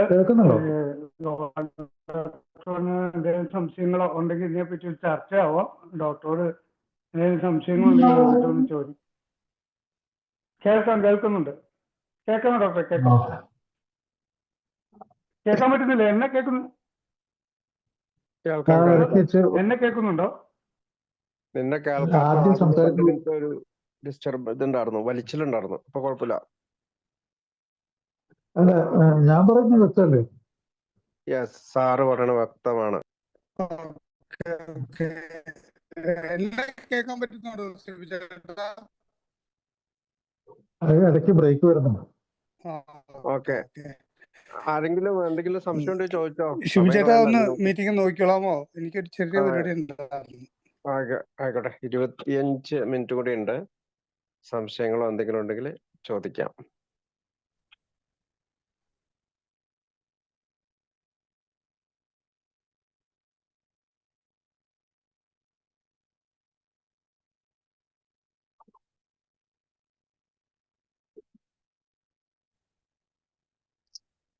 ഹലോ. ഹലോ, പറഞ്ഞു. ഡോക്ടർ അമിത മധ്യസ്ഥനാണ്. ഞാനൊരു ജസ്റ്റ് ഒരു സംശയമാണ് ചോദിക്കുന്നത്. മധ്യസ്ഥൻ ദൈവകൃപയാൽ കൂട്ടായ്മ സഞ്ചരിക്കുന്നതുകൊണ്ട് മദ്യവെച്ചിട്ടില്ല. രഞ്ജു, കോട്ടയം. വളരെ സന്തോഷം ഡോക്ടറെ. Hi doctor. മീറ്റിംഗ് ഒന്ന് ശ്രദ്ധിക്കുന്നുണ്ട്. മീറ്റിങ്ങിലൂടെയുള്ള യാത്ര തന്നെയാണ്. അപ്പോ എൻ്റെ ഒരു സംശയം എന്ന് വെച്ചാൽ വേറൊന്നുമല്ല, ഈ പുതുമക്കാര് പഴമക്കാര് എന്നൊക്കെ പറയുന്ന കുറച്ച് ആൾക്കാർ പൊതുവെ പറയാറുണ്ട്. പക്ഷേ ഈ പഴമക്കാരായിട്ട് വരുന്ന ചില ആൾക്കാര് ഇപ്പൊ ഏകദേശം 8 വർഷം 10 വർഷമൊക്കെ ആയെന്ന് വിചാരിച്ചോ, അവര് ഇപ്പം കേൾക്കുന്നുണ്ടോ ഡോക്ടർ? ഒരു മീറ്റിങ്ങിലൂടെ മാത്രം വന്ന് മറ്റുള്ളവര് സഹായത്തോടെ വന്ന് രക്ഷപ്പെട്ട് മീറ്റിങ്ങിൽ എത്തിയതാണ്. അത്രമാത്രം തകർന്നു പോയി വന്നവരാണ്. പക്ഷെ അവര് നമ്മള് മീറ്റിങ്ങിനകത്ത് കയറുന്നുണ്ടെങ്കിലോ അല്ലെങ്കിൽ ഓൺലൈൻ മീറ്റിംഗ് കൂടുന്നുണ്ടെങ്കിലോ ഒക്കെ നമ്മളോട് ഭയങ്കര നിരുത്സാഹപരമായിട്ട് പറയും, അങ്ങനെ കൂടുന്നത് ഒരിക്കലും ഏടെ തത്വങ്ങൾക്കനുസരിച്ചല്ല, നിങ്ങൾ കാണിക്കുന്നത് മുഖത്തോടെ മുഖം നോക്കി ചെയ്യുന്നത് മാത്രമാണ് ഏടെ മീറ്റിംഗ് എന്നൊക്കെ പറഞ്ഞ് വളരെ, അതുപോലെ തന്നെ അവരെ കൈപിടിച്ച് കയറ്റിയവരെ പോലും കുറച്ച് വർഷങ്ങൾക്ക് ശേഷം മറ്റുള്ളവരോട് പറയേണ്ടെങ്കിലും ഭയങ്കര മോശപ്പെട്ട, ഞാനിപ്പോ ആയാലും എല്ലാം കൊണ്ട് ഞാൻ മിടുക്കനായെന്നുള്ള രീതിയിൽ. ഇതൊക്കെ എങ്ങനെയാണ് ഇങ്ങനെയുള്ള പഴമക്കാർ എങ്ങനെയാണ് ഇതെന്ത് സന്ദേശമാണ് കൊടുക്കുന്നത് എന്നുള്ളതാണ് ഞാൻ ചോദിക്കുന്നത്. ഓക്കെ. അത് ഈ പ്രോഗ്രാമിൽ വന്ന ആൾക്കാരും ഇവരൊക്കെ തന്നെ പറയുന്നുണ്ട്, നിങ്ങൾക്ക് ആവശ്യമുള്ള നിങ്ങൾ എടുക്കുക, പോവുക. അതുപോലെ ഇങ്ങനെ ചോദ്യങ്ങൾ ഇങ്ങനെ നമ്മൾ അധികം വാദപ്രതിവാദങ്ങൾ ഇതിലില്ല. അത് നമുക്ക് ആവശ്യമുള്ള സംഗതികൾ നമ്മൾ എടുക്കാൻ പഠിക്കണം എന്നാണ് പറയുന്നത്. ആൾക്കോളി ചാനൽസിലെ മീറ്റിങ്ങിൽ നിന്ന് നമുക്ക് പല കാര്യങ്ങളെ പറ്റിയുള്ള ഇൻഫർമേഷൻ കിട്ടും. അതിൽ തെറ്റായിട്ടുള്ളതൊക്കെ നമ്മൾ ഒഴിവാക്കി കളയാം. നമുക്ക് ഗുണം ചെയ്യുന്ന തോന്നുന്നത് എടുക്കുകയും ചെയ്യാം. അതാണ് സാധിക്കുള്ളൂ. നമ്മൾ അവരുമായിട്ട് തർക്ക വിഷയത്തിന് പോകാതിരിക്കുക. അങ്ങനെ പോകുന്നല്ല പറഞ്ഞ ഡോക്ടറെ. ഇവര് അങ്ങ് കർക്കശമായിട്ട് മീറ്റിങ്ങിലൊക്കെ പറയുവാണ് ഇതുപോലെ നടത്തുന്നത് അതല്ല ഇതല്ല. നമ്മൾ പിന്നെ അതിനെ തിരിച്ചു പറയാനായിട്ട് പോകാറില്ല. ഇപ്പം ഏതാണ്ട് വേദപുരുഷന്മാരായ പോലെയാണ് അവരുടെ പൊതുവെയുള്ള പറച്ചിൽ. അത്രേ ഉള്ളൂ, വേറൊന്നുമില്ല. അതൊന്നും അവർക്കൊരു പക്ഷെ ഒരു മാറ്റവും ഇല്ല. കാര്യം വേറൊന്നുമില്ല, ഈ 8-10 വർഷമായിട്ട് ഒരു മാറ്റവും ഇല്ല. 10 വർഷമായിട്ട് മാറ്റുവാൻ പറ്റാത്തവയെ സ്വീകരിക്കാനുള്ള പ്രശാന്ത മനസ്സുകയും ആ പ്രാർത്ഥന തന്നെ ഓർത്തിരുന്നാൽ മതിയല്ലോ. അത് കൂടാതെ തന്നെ മനസ്സിലാക്കേണ്ട കാര്യം സയന്റിഫിക് ആയിട്ട് പറയുകയാണെങ്കിൽ മധ്യാസക്ത രോഗം അത് നമ്മൾ ബിഗ് ബുക്കിൽ എടുത്തെടുത്ത് പറയുന്നുണ്ട്. ഇതൊരു ആയുഷ്കാല രോഗമാണ്. ഇത് തുടങ്ങി വലുതായി നമ്മുടെ ജീവിതകാലം മുഴുവൻ നമ്മളെ ബാധിക്കുന്ന ഒരു രോഗമാണ്. നമ്മൾ എപ്പോഴാണോ റിലാക്സ് ആവണമെന്ന് നമുക്ക് പറയാൻ പറ്റില്ല. നമ്മൾ എന്താ ചെയ്യുന്നത്? നമ്മൾ ഇതിനെ 24 മണിക്കൂർ നേരം വിട്ടുനിന്ന് നമ്മളെ തലച്ചോറിനെയും നമ്മുടെ ശരീരത്തെയും നമ്മുടെ മനസ്സിന്റെ പ്രവർത്തനത്തെയും നമ്മൾ മെച്ചപ്പെടുത്തിയെടുക്കുകയാണ് ചെയ്യുന്നത്. അങ്ങനെ നമ്മുടെ ജീവിതത്തെ തിരിച്ചു പിടിക്കുകയാണ് ചെയ്യുന്നത്. ഇത് എപ്പോ വേണമെങ്കിലും ഒരു പരാജയം വരും. ഒരു പുനർപതനം വന്നിട്ട് അതിനുശേഷം നമ്മൾ വൈകാരികാവസ്ഥ മോശമായാല്, നമ്മുടെ സ്വഭാവം മോശമായാല്, നമ്മളെ പഴയ കൂട്ടുകാരെ കിട്ടിയാല്, അല്ലെങ്കിൽ എപ്പോഴെങ്കിലും നമ്മൾ പിടിച്ചു വലിച്ചുകൊണ്ട് പോകുന്ന എന്തെങ്കിലും സംഭവങ്ങൾ ഉണ്ടായാൽ, ഇതിന് പ്രധാനമായിട്ട് ഓർത്തിരിക്കേണ്ട ഒരൊറ്റ കാര്യം പറയാം. ഈ ബലപ്പെടുത്തുക എന്ന് പറഞ്ഞൊരു പരിപാടിയുണ്ട്. ലഹരി വസ്തു എല്ലാം തലച്ചോറിൽ പ്രവർത്തിച്ചിട്ട് അതിന്റെ പ്രധാനപ്പെട്ട ഒരു പ്രവർത്തനം എന്താണെന്ന് വെച്ചാൽ, നിങ്ങൾ നിർത്തിവെച്ചാലും അതിനെക്കുറിച്ചുള്ള ചിന്തകളും ഈ തോന്നലുകളും വികാരങ്ങളും അതിനെ ഉപയോഗിക്കാൻ ബലപ്പെടുത്തുക. ഇങ്ങനത്തെ ഒരു പരിപാടി ഈ ലഹരി വസ്തുവിന് എല്ലാത്തിനും ഉണ്ട്. അതുകൊണ്ടാണ് റിലാപ്സിലേക്ക് പോകാൻ കാരണം. അത് നമ്മൾ ആ ബലപ്പെടുത്താതിരിക്കാൻ ആ സിറ്റുവേഷൻ, അങ്ങനെ ബലപ്പെടുത്താനുള്ള സിറ്റുവേഷനിൽ നിന്ന് ഒഴിഞ്ഞു നിൽക്കുക, മാറി നിൽക്കുക, മീറ്റിങ്ങുകൾ നിരന്തരം അറ്റൻഡ് ചെയ്യുക. നമ്മൾ ഒരു കണ്ണാടിയുടെ രൂപത്തിൽ പഴയ അനുഭവങ്ങൾ അതിലേക്ക് നോക്കിക്കൊണ്ടിരിക്കുക. പഴയ അനുഭവത്തിൽ നിന്ന് നമ്മൾ നിരാകരിക്കുന്നില്ല. ആ അനുഭവം അവിടെ ഉണ്ട്. ആ അനുഭവങ്ങൾ ഒരു കണ്ണാടി പോലെയാണ് നമ്മൾ കരുതുന്നത്. ആ കണ്ണാടിയിൽ പ്രതിഫലിക്കുന്ന പോലെ അനുഭവങ്ങൾ അവിടെ ഉണ്ട്. അതിൽ നിന്നാണ് നമ്മൾ പഠിച്ചത്, മനസ്സിലാക്കിയത്. അതാണ് എ ഗ്രൂപ്പ്. എയുടെ ടീച്ചിങ് അത് തന്നെയാണ്. ഇതിൽ ഏറ്റവും പ്രധാനപ്പെട്ട നമ്മുടെ ആത്മീയ ബോധം. ഈ ആത്മീയ ബോധം നമുക്ക് കിട്ടിയത് എവിടുന്ന?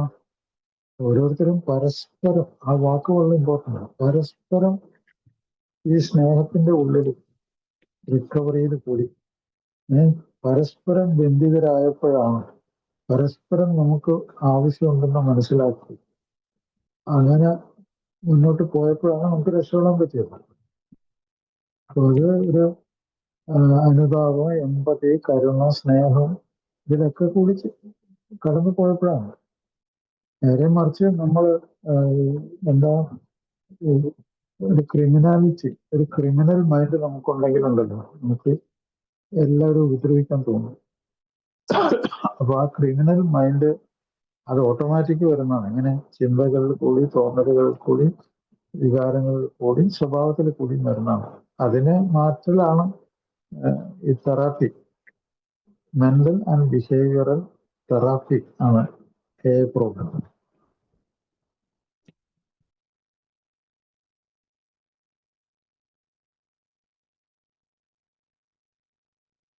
Thank you sir. Thank you Ranju. വേറെ ആരെങ്കിലും ചോദിക്കുന്നുണ്ടോ? നമസ്കാരം ഡോക്ടർ. നമസ്കാരം. നമസ്കാരം. എൻ്റെ പേര് ശ്രീനി, മോളന്തുരുത്തിയാണ്. സാറ് പറഞ്ഞില്ലേ എൻഡോസ്കോപ്പി കാര്യം പറഞ്ഞില്ലായിരുന്ന? ഞാൻ ബ്ലഡ് ഒമിറ്റ് ചെയ്തിട്ട് 2021 ബ്ലഡ് ഒമിറ്റ് ചെയ്ത് എന്നെ ഹോസ്പിറ്റലിൽ അഡ്മിറ്റ് ചെയ്തിട്ട് എനിക്ക് 4 ബാൻഡ് ചെയ്ത ആളാണ്. അതിനുശേഷം ഞാൻ ഇതുവരെ ഇല്ല. പിന്നെ ഇതുവരെ ചെക്കപ്പിനൊന്നും പോയി. അന്ന് ആശുപത്രിയിൽ നിന്ന് ഇറങ്ങി. തീർച്ചയായിട്ടും ഒരു ചെക്കപ്പ് വേണം. കാരണം വെച്ചാല് ഈ ബാൻഡിങ് ചെയ്തു എന്ന് പറഞ്ഞുകൊണ്ട് അത് പൂർണ്ണമായ ചികിത്സ അല്ല, താൽക്കാലിക ചികിത്സയാണ്.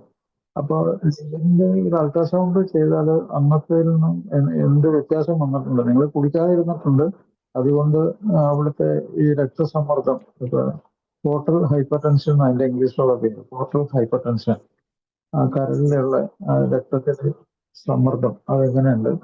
അത് കൂടുതലുണ്ടോ? കരൾ എങ്ങനെയുണ്ട്? ഇപ്പോൾ മെച്ചപ്പെട്ടോ? അന്നത്തേലും മെച്ചപ്പെട്ടോ? പഴയ സ്കാനൊക്കെ ഉണ്ടെങ്കിൽ ഡോക്ടർക്ക് അത് നോക്കിയിട്ട് മനസ്സിലാക്കാനൊക്കെ പറ്റും. അല്ലെങ്കിൽ LFT ചെയ്തു, അതിലെങ്ങനെയുണ്ട്? അങ്ങനെയൊക്കെ ഒന്ന് പരിശോധിക്കുന്നത് നല്ലതാണ്. ഭയപ്പെടേണ്ട ആവശ്യമില്ല, അത് ഒന്ന് പരിശോധിച്ചോളൂ. സാറ് ഇങ്ങനെ പറഞ്ഞപ്പോ എനിക്ക് നാല് ബാൻഡ് ചെയ്ത എൻഡോസ്കോപ്പ് ചെയ്തിട്ടേ, അപ്പൊ അതിനുശേഷം ഞാൻ ഇതുവരെ പിന്നെ ചിന്തിച്ചിട്ടില്ല. പിന്നെ ഇതുവരെ പിന്നെ ഭക്ഷണത്തിൽ വളരെ ശ്രദ്ധിക്കണം ഇങ്ങനെയുള്ള ആൾക്കാർ. ഈ ഭക്ഷണത്തില് എന്താ വെച്ചാല് വെജിറ്റേറിയൻ ഭക്ഷണം, ഫ്രൂട്ട്സ്, വെജിറ്റബിൾസ്, പിന്നെ ഷുഗറൊക്കെ ഉണ്ടെങ്കിൽ അത് നല്ല രീതിയിൽ കൺട്രോൾ ചെയ്യണം. നല്ല പോഷകാഹാരങ്ങൾ കഴിക്കണം. ഫാറ്റി ലിവർ ഉണ്ടാകാതിരിക്കാനായിട്ട്, ഒബേസിറ്റി, പൊണ്ണത്തടി ഉണ്ടാകാതിരിക്കാൻ നോക്കണം. അതൊക്കെ ഭക്ഷണത്തിന്റെ കാര്യത്തിൽ ശ്രദ്ധിക്കേണ്ട കാര്യങ്ങളാണ്. ഏതായാലും ഒരു റീ അസസ്മെന്റ്, രണ്ടാമതൊരു പരിശോധന ചെയ്ത് നോക്കുന്നത് വളരെ നല്ലതാണ്. എൻഡോസ്കോപ്പി ഉടനെ ഒന്നും ചെയ്യണ്ട, പക്ഷെ അൾട്രാസൗണ്ട് LFT ഒക്കെ നോക്കുന്നത് നല്ലതാണ്. ഡോക്ടറെ കണ്ട് കാര്യങ്ങൾ പറയണം. സാറെ പൊണ്ണത്തടിയൊന്നുമില്ല. ഞാനിപ്പോ ഒരു എന്താ പറയാ, ഇപ്പൊ ഒരു 76-77 കിലോ ഉള്ളൂ. 5 അടി 11. ഹൈറ്റ് ഉണ്ട്. അല്ല സാറേ, ഞാൻ 5 അടി 11 ഇഞ്ച് ഉണ്ട്. 5-11. അപ്പൊ 5 അടി 11 വളരെ ഹൈറ്റ് ഉള്ള ഒരാളാണല്ലോ. അതെ അതെ. അപ്പൊ വെയിറ്റ് കുറവായിരിക്കും. അതുകൊണ്ടിപ്പോ ഞാൻ മദ്യപിച്ചുകൊണ്ടിരുന്നപ്പോ എനിക്കൊരു 80-85 ഒക്കെ ഉണ്ടായിരുന്നു. 80-85 കിലോ ഉണ്ടായിരുന്നു. ഓക്കെ ഏതായാലും ഒരു പരിശോധന ചെയ്യാൻ നോക്കിക്കോളൂ. ഓക്കെ, ഒരു ഹാൻഡ് റൈസ് ഉണ്ട്. മനു. ഷിബേട്ടാ, ഞാൻ ഡോക്ടറോട് ഒരു സംശയം ചോദിക്കാനാ. ഓക്കെ. പ്രിയമുള്ളവരെ, മദ്യശക്തനാണ്. ദൈവാനുഗ്രഹത്താൽ ഇന്ന് കുടിച്ചിട്ടില്ല. എൻ്റെ പേര് മനു. ഞാൻ ഡോക്ടറോട് ചോദിക്കാനുള്ളത്, നമ്മൾ ഇപ്പം 1 വർഷത്തിലേറെയായി കഴിക്കുന്നില്ല, പക്ഷേ എങ്കിലും കൂടിയിട്ടും ഈ മനസ്സിൻ്റെ ആ ഒരു നീരസങ്ങളൊക്കെ ചില സമയങ്ങളിലൊക്കെ പിടിവിടുമ്പോൾ അതിനോടൊക്കെ ഭയങ്കരമായിട്ട് ഒരു ഒരു തർക്ക വിഷയങ്ങളിലല്ല, മറ്റാരോടും തുറന്ന് സംസാരിക്കലും ഇല്ല, എങ്കിലും ആ മനസ്സിലിട്ടിട്ട് കുറച്ച് സമയങ്ങളൊക്കെ ഇങ്ങനെ ഒരു അസ്വസ്ഥപ്പെടുത്തുന്ന കാര്യങ്ങളായിട്ട് ഉണ്ടാവാറുണ്ട്. അപ്പോൾ അതിന്നൊക്കെ ഒന്ന് രക്ഷപ്പെടാനും അല്ലെങ്കിൽ അതിനൊക്കെ എന്തെങ്കിലും ഒരു പോംവഴികൾ നമുക്ക് എങ്ങനെ അത് പ്രാക്ടിക്കലായിട്ട് ജീവിതം കൊണ്ട് തന്നെയാണല്ലോ അത് നമ്മൾ കറക്റ്റ് ചെയ്യുന്നത്. നമുക്ക് ജീവിതം കൊണ്ട് കറക്റ്റ് ചെയ്യാനായിട്ട് നമുക്ക് എത്ര കുട്ടികളുണ്ട്? 3 പേര്. എത്ര കുട്ടികൾ? എത്ര വയസ്സുള്ള കുട്ടികളാണ്? അത് മൂത്ത മോന് ഡിഗ്രി ഒക്കെ കഴിഞ്ഞതാ. രണ്ടാമത്തത് +2, പിന്നെ 8ാം ക്ലാസ്. അങ്ങനെ. അത് നിങ്ങള് ഈ കുട്ടികളോടുള്ള സ്നേഹമൊക്കെ പങ്കുവെക്കാറില്ലേ? അവരുടെ സ്നേഹവാത്സല്യങ്ങളൊക്കെ പങ്കുവെക്കാറില്ലേ? നമ്മളിപ്പോ അങ്ങനെ ഒരു പിന്നെ വർക്കും കാര്യങ്ങളൊക്കെ കഴിഞ്ഞിട്ട് അതിന്റെ ഒരു ഗ്യാപ്പില് ഉള്ള കമ്മ്യൂണിക്കേഷനേ ഉള്ളൂ.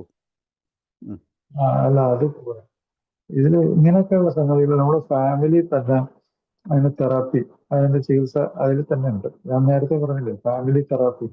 അതില് ഇപ്പൊ കുട്ടികൾ 3 കുട്ടികളുള്ളപ്പോ ആ കുട്ടികളായിട്ടുള്ള ആ സ്നേഹബന്ധങ്ങൾ, അവരോട് ചില ചോദ്യങ്ങളൊക്കെ അവരുടെ ഒരു സുഹൃത്തായിട്ട് മാറുക, അങ്ങനെ അവരിൽ കൂടി കുറെ അറിവുകളൊക്കെ നമുക്ക് കിട്ടും. പിന്നെ എന്തൊക്കെ പഠിക്കുന്നത്, ആ കാര്യങ്ങൾ എന്തൊക്കെയാണ് ചോദിച്ച് മനസ്സിലാക്കി, അപ്പൊ ഇനി എന്താണ് അടുത്ത ഉദ്ദേശം എന്താണ്, അങ്ങനെ അവരുടെ കാര്യങ്ങളിൽ കൂടി നിങ്ങൾ അവരുമായിട്ടൊരു കമ്മ്യൂണിക്കേഷൻ ഉണ്ടാക്കി കുറച്ചൊന്ന് മാറ്റം വരുത്തുന്നത് വളരെ നല്ലതായിരിക്കും. അതാണ് ഈസിയസ്റ്റ് ആയിട്ടുള്ളൊരു മാർഗം. അപ്പൊ കുറെ നീരസങ്ങളൊക്കെ അങ്ങനെ മാറിക്കിട്ടും. മറ്റൊന്ന്, നമ്മൾ ഈ പ്രോഗ്രാമിൽ ഏതെങ്കിലും ഒരു പടികൾ, 1-2 പടികളൊക്കെ നിങ്ങൾ ശരിക്കും അത് നമ്മളെ മാറ്റിമറിക്കുന്ന ചില പടികളുണ്ട്. ഇതിലിപ്പോ 5ാമത്തെ പടി വളരെ നല്ലതാണ്. അത് 4ാമത്തെ പടിയും നല്ലതാണ്. 4ാമത്തെ നേരത്തെ പറഞ്ഞല്ലോ. അപ്പൊ നാലാമത്തെ അഞ്ചാമത്തെ പടികൾ വ്യാഖ്യാനിച്ച് നിങ്ങൾ മനസ്സിലാക്കുക. നാലാമത്തെ പടി എന്താണ്? നമ്മള് സത്യസന്ധത പാലിക്കുക എന്നുള്ളതാണ്. അതിസൂക്ഷ്മതയോടെയും ഭയം കൂടാതെയും ധാർമ്മിക നിലവാരത്തെ വിലയിരുത്തി ഭയങ്കര വിലയിരുത്തി അങ്ങനെ ഞാൻ വിലയിരുത്താറുണ്ടോ? അതിസൂക്ഷ്മതയോടും ഭയം കൂടാതെയും എൻ്റെ ധാർമ്മിക എൻ്റെ ചെയ്തികളെ ഞാനങ്ങനെ വിലയിരുത്താറുണ്ടോ? അങ്ങനെ അപ്പൊ ആയൊരു വിലയിരുത്തലാണിത്. അപ്പോ ഒരു വിലയിരുത്തൽ എന്താ വെച്ച് കഴിഞ്ഞാല് കള്ളത്തരങ്ങള് നമ്മുടെ ഉള്ളില് ചില കള്ളത്തരങ്ങള് നുണകള് ഇതൊക്കെ വരുമ്പോഴത്തേക്കും അത് നമുക്ക് മാനസിക വിഷമങ്ങൾ ഉണ്ടാക്കുക. അപ്പൊ നമ്മൾ സ്വയം പരിശോധിക്കാം. ഇതിലെ ഒരു സംഗതി എന്താ വെച്ചാല് പലപ്പോഴും നമ്മള് മനസ്സ് നമുക്ക് എതിരായിട്ട് പ്രവർത്തിക്കുമ്പോൾ ഒരു വൈരുദ്ധ്യം അവിടെ ഉണ്ടാവുന്നുണ്ട്. ഈ നമ്മളെന്നുള്ള ആളും ഈ വൈരുദ്ധ്യം ഉണ്ടാക്കുന്ന സംഗതികളും നമ്മുടെ ഒരു പരസ്പര ധാരണയില്ലാത്തൊരു കളി, ഒരു വ്യത്യസ്തത അവിടെ ഉണ്ടാക്കുന്നുണ്ട്.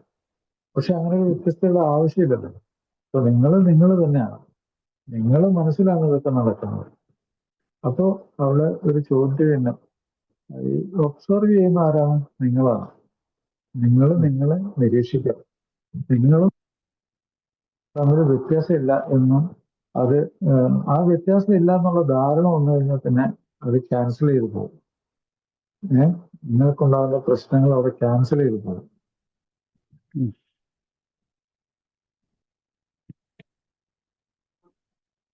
Okay, thank you doctor.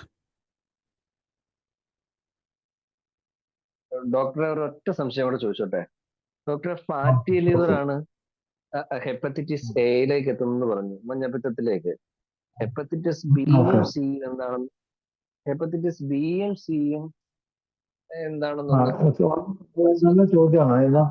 Hepatitis B, hepatitis C രണ്ട് തരം വൈറസുകളാണ്.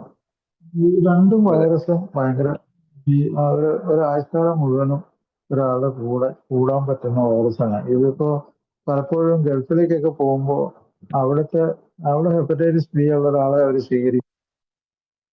അത് പകരുന്നൊരു സൂക്കേടാണ്. ലൈംഗിക ബന്ധത്തിലൂടെയും രക്തത്തിൽ കൂടിയും പകരുന്ന സൂക്കേടുകളുണ്ട്. ഹെപ്പറ്റൈറ്റിസ് ബി പകർച്ച മാത്രമല്ല, ഇത് ക്യാൻസർ ഉണ്ടാക്കും, ലിവർ സിറോസിസ് ഉണ്ടാക്കും, പെട്ടെന്ന് തന്നെ ക്യാൻസർ ഉണ്ടാക്കും. ഹെപ്പറ്റൈറ്റിസ് ബി ഉള്ളവർക്ക് അത് കൂടുതലാക്കും, ത്വരിതപ്പെടുത്തും. അത് ഇങ്ങനെ രണ്ടും കൂടി ഒരുമിച്ചും വരാം. ഇതൊരു ആൾക്കാല സൂക്കേടായിട്ട് മാറാം. അപ്പൊ ഇതിപ്പോ ലിവർ സിറോസിസ് ഉള്ള ഒരാളെ സംബന്ധിച്ചിടത്തോളം അയാൾക്ക് രോഗപ്രതിരോധ ശക്തി കുറവാണ്. അപ്പോൾ അങ്ങനെയുള്ളവരിൽ അത് ഈ അപകടങ്ങളൊക്കെ കൂടുതലാവും. പെട്ടെന്ന് ക്യാൻസർ ഉണ്ടാകും, പെട്ടെന്ന് വ്യാപിക്കും, പെട്ടെന്ന് സംഗതികളൊക്കെ ഉണ്ടാവും.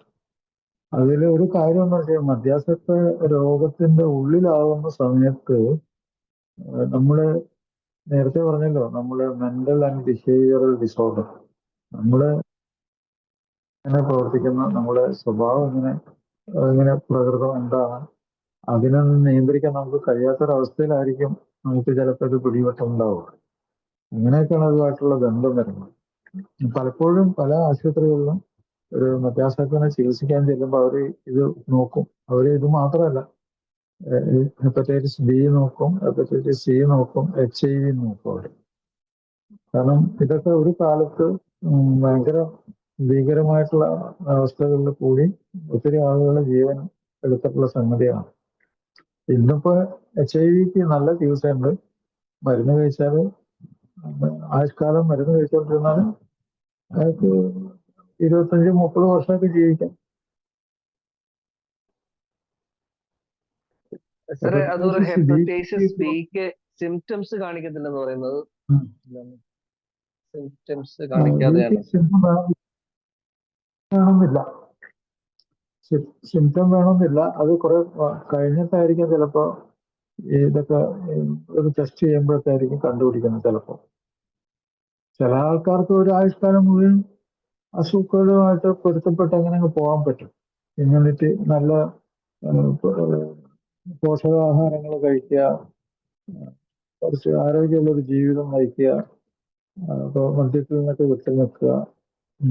സപ്ലിമെന്റ്, ഫുഡ് സപ്ലിമെന്റ് ഉണ്ട് ചിലതൊക്കെ, ആ സപ്ലിമെന്റ് കഴിക്കുക.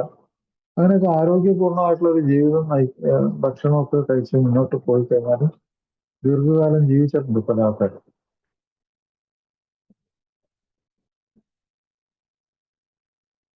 Okay, thank you doctor.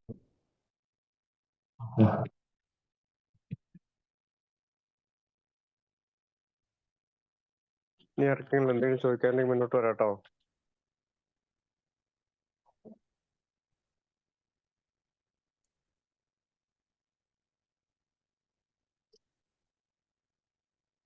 ഒരു 7 മിനിറ്റ് കൂടെ ഉണ്ട്. ഇന്നത്തെ പ്രതിദിന മനസ്സിനെ പറ്റി നിങ്ങളുടെ അഭിപ്രായം എന്താണ്?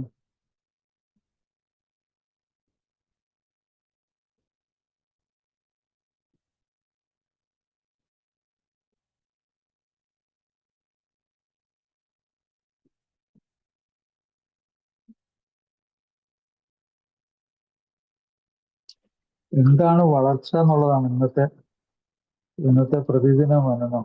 അത് വളരെ നല്ല ഇതാണ്. നമ്മളെ സുഹൃത്താണ് ഈ പുസ്തകം മലയാളത്തിലേക്ക് ട്രാൻസ്ലേറ്റ് ചെയ്തത്. എൻ്റെ അയൽവാസിയും എൻ്റെ സുഹൃത്തായിട്ടുള്ള ഇംഗ്ലീഷ് പ്രൊഫസറായിട്ടുള്ള ഫിലിപ്പ് മാഷാണ് ഈ പുസ്തകം മലയാളത്തിലേക്ക് ട്രാൻസ്ലേറ്റ് ചെയ്തത്. നല്ല ട്രാൻസ്ലേഷൻ ആണ്. ഏപ്രിൽ 10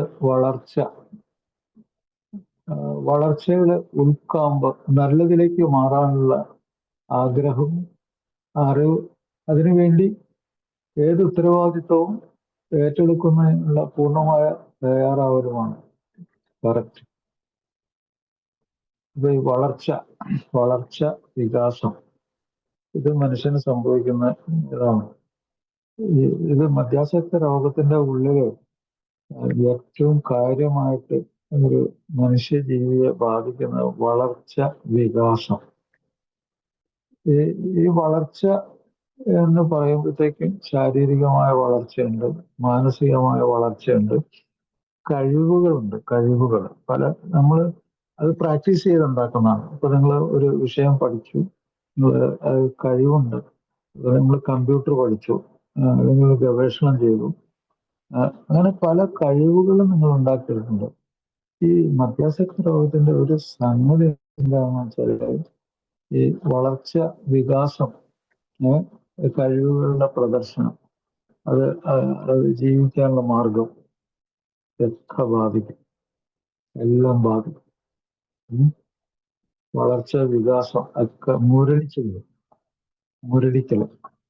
അപ്പൊ ശരിക്കും ആൽക്കഹോളിക്സ് അനോണിമസിന്റെ പ്രോഗ്രാം സ്വീകരിച്ചു കഴിഞ്ഞാൽ എന്താണ് വളർച്ചയുടെ ആദ്യമായിട്ട സംഗതി? എന്താണ് ആദ്യമായിട്ടുള്ള സംഗതി? അറിവാണ്. ഈ രോഗത്തെ കുറിച്ചുള്ള അറിവ്, ഈ പ്രോഗ്രാമിനൊക്കെയുള്ള അറിവ്, ഇതിൽ കൂടി മുന്നോട്ട് പോയി ജീവിക്കാനുള്ള അറിവ്, എങ്ങനെ എൻ്റെ നിലനിൽപ്പ്, അങ്ങനെയുള്ളൊരു കൂട്ടിപ്പിടുത്തം, അതാണ് ഈ പ്രോഗ്രാം. അപ്പോൾ വളർച്ച, വികാസം, പല ആൾക്കാരും ഈ പ്രോഗ്രാമിൽ വന്ന് ഈ കാര്യങ്ങളൊക്കെ മനസ്സിലാക്കിയപ്പോഴത്തേക്കും അവരെ സംബന്ധിച്ചിടത്തോളം അവരെ ആദ്യത്തെ അറിവ് ഞാനൊരു സംഭവമല്ല, ഞാനൊന്നുമല്ല, ആ ഒരു വിനയം, ആ ഒരു എളിമ, ഇത് കിട്ടിക്കഴിഞ്ഞപ്പോഴത്തേക്കുണ്ടല്ലോ അവർക്കുണ്ടായ വളർച്ച എന്താണെന്ന് പറയാൻ പറ്റില്ല. ഭയങ്കരമായ വളർച്ച. ഇപ്പോ ഈ വെള്ളം എന്ന് പറഞ്ഞൊരു സിനിമ എടുത്ത ഒരു ആൽക്കഹോളിക്സ് അനോണിമസിലെ കൂടി രക്ഷപ്പെട്ട ഒരാളുണ്ടല്ലോ, അയാൾ ഇതിനെപ്പറ്റിയൊക്കെ സംസാരിക്കുമ്പോൾ അയാളുടെ എളിമ, അയാളുടെ വിനയം നിങ്ങൾ കാണണം. വളരെ വലിയൊരു സംഭവമാണത്. അപ്പൊ അതിൽ കൂടി അയാൾക്ക് ഏറ്റവും വലിയ വളർച്ചയാണ്. അയാളിപ്പോ ഇന്ന് വലിയ സാമ്പത്തികമായിട്ടും വലിയ സമ്പന്നനാണ് അയാൾ. അപ്പൊ അയാളുടെ കഴിവുകളൊക്കെ വളർച്ചയിൽ അതിൻ്റെ ഒരു ഭാഗമായി.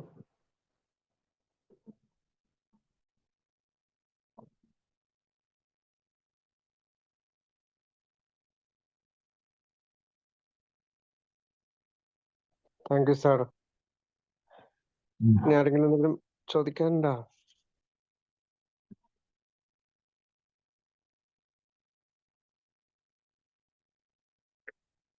മീറ്റിംഗിന്റെ സമയം ഏകദേശം അവസാനിപ്പിക്കാറായി. ആർക്കെങ്കിലും ചോദിക്കണമെങ്കിൽ മുന്നോട്ട് വരാം കേട്ടോ.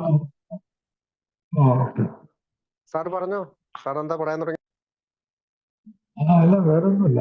അല്ല, നമ്മള് എപ്പോഴും ഞാൻ ഊന്നി പറയുന്ന ഒരു കാര്യം വെച്ചാല്, നമ്മള് ഈ ബ്രെയിൻ, ഹ്യൂമൻ ബ്രെയിൻ, അതിന്റെ കഴിവുകള്, അതിന്റെ കഴിവില്ലായ്മകള്, അതിന്റെ ആ കാര്യത്തില് നമ്മുടെ ഈ മദ്യവും മറ്റു ലഹരി വസ്തുക്കളും അതെങ്ങനെ പ്രവർത്തിക്കുന്നു, ഈ വേൾഡ് തന്നെ, ഈ ലോകം തന്നെ എങ്ങോട്ടാണ് പോകുന്നത്, അഡിക്ഷൻ എന്ന് പറഞ്ഞ രോഗം, ആ രോഗാവസ്ഥ വേൾഡിനെ കീഴടക്കിയിട്ടുണ്ട്. ഇപ്പോ ഇവിടെ പലതരത്തിലുള്ള ലഹരി വസ്തുക്കളും ധാരാളം കൊണ്ട് വിതരണം ചെയ്ത് ഇവിടെ കണ്ടമാനം പണം ഉണ്ടാക്കുന്ന ആൾക്കാരുണ്ട്. ഇപ്പൊ ലോകത്തിന്റെ ഏറ്റവും വലിയൊരു വ്യാപാര കേന്ദ്രം ആയി മാറിയിട്ടുണ്ട് ഈ കേരള. ലഹരി വസ്തുക്കൾ വിറ്റ് പൈസ ഉണ്ടാക്കുന്നവർ. അത് ഇവിടെ വന്ന് ജോലി ചെയ്യുന്ന ആൾക്കാർ മുതൽ, ഇന്ത്യയിൽ തന്നെയുള്ള മറ്റുള്ള സ്റ്റേറ്റിൽ നിന്ന് വരുന്ന ആൾക്കാർ മുതൽ, വിദേശികൾ മുതൽ, മറ്റ് പല രാജ്യങ്ങളിൽ നിന്നും വരെ ലഹരി വസ്തുക്കൾ ഇവിടെ കൊണ്ടുവന്നിട്ട് ഇവിടെ വിതരണം ചെയ്ത് സമ്പന്നരാകുന്നു. അത് അവരെ സംബന്ധിച്ചിടത്തോളം ആ പണം ഉണ്ടാക്കുന്ന ഒരു അഡിക്ഷനാണ്. ആ പണം ഉണ്ടാക്കുന്ന പരിപാടി അവരെ സംബന്ധിച്ച് ഒരു വലിയ അഡിക്ഷനാണ്. കാരണം അവരുടെ മനസ്സിൽ ഒരു ആത്മീയ ബോധം ഇല്ല. എന്താണ് ഈ ലഹരി വസ്തുക്കൾ ഉണ്ടാക്കുന്നതും അത് അവർക്ക് ജീവിതം ഇല്ലാതാക്കുന്നു. ഒരു എന്താ പറയാ, അവരുടെ ഒരു മനസ്സില്ലാതെ, ക്രമമുള്ള ഒരു മനസ്സില്ലാതാകുന്നു. അപ്പൊ ഇവിടുത്തെ ജീവിതം ദുസ്സഹമാവുന്നു. ഇവിടെ ആളുകൾക്ക് ജീവിക്കാൻ പറ്റാതാവുന്നു. അവർക്ക് ഇവിടെ ആയിട്ട് യാതൊരു ബന്ധമില്ല. മനസ്സിലായില്ലേ? അപ്പൊ അവര് ഈ ലോകത്തെ പറ്റി ചിന്തിക്കുന്നില്ല. ലോകം അവരുടെ ഒന്നുമല്ല എന്ന് വിചാരിക്കുന്നു. ആളുകളൊന്നുമല്ല. ആളുകളും സ്ഥലങ്ങളും വസ്തുക്കളും ആണ് ലോകത്തുള്ളത്. അത് അവരെ സംബന്ധിച്ചിടത്തോളം ഒന്നുമല്ല. അപ്പൊ അതാണ് അഡിക്ഷൻ. കൂടി അവരുദ്ദേശിക്കുന്നതായിട്ടുള്ള കാര്യങ്ങൾ അവർക്ക് കിട്ടുന്നുണ്ട്, ധനം കിട്ടുന്നുണ്ട്.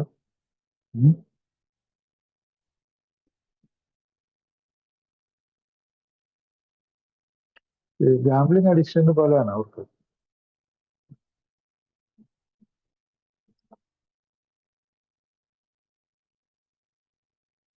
ഈയിടെ 75 കോടി രൂപയുടെ കഞ്ചാവുമായിട്ട് ഏതോ ഒരു ലോറിയായിട്ട് കുറച്ച് ആൾക്കാർ വന്നാണ്. ആലോചിച്ച് നോക്കുക, 75 കോടി 75 കോടി രൂപയുടെ ഈ സാധനങ്ങൾ അവനെ സംബന്ധിച്ചിടത്തോളം അവനത് അധികം പൈസ ഒന്നും അവന്റെ പോക്കറ്റിന് പോയിട്ടുണ്ടാവില്ല.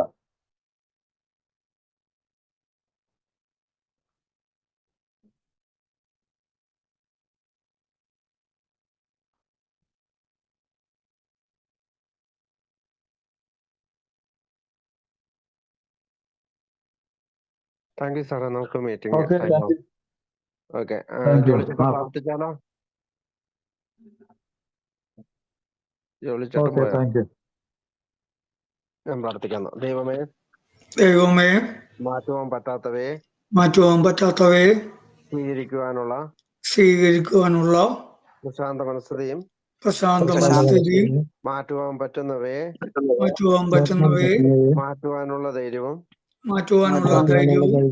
ഇവയെ തമ്മിൽ വേർതിരിച്ചറിയാനുള്ള വിവേകവും ഞങ്ങൾക്ക് നൽകണമേ.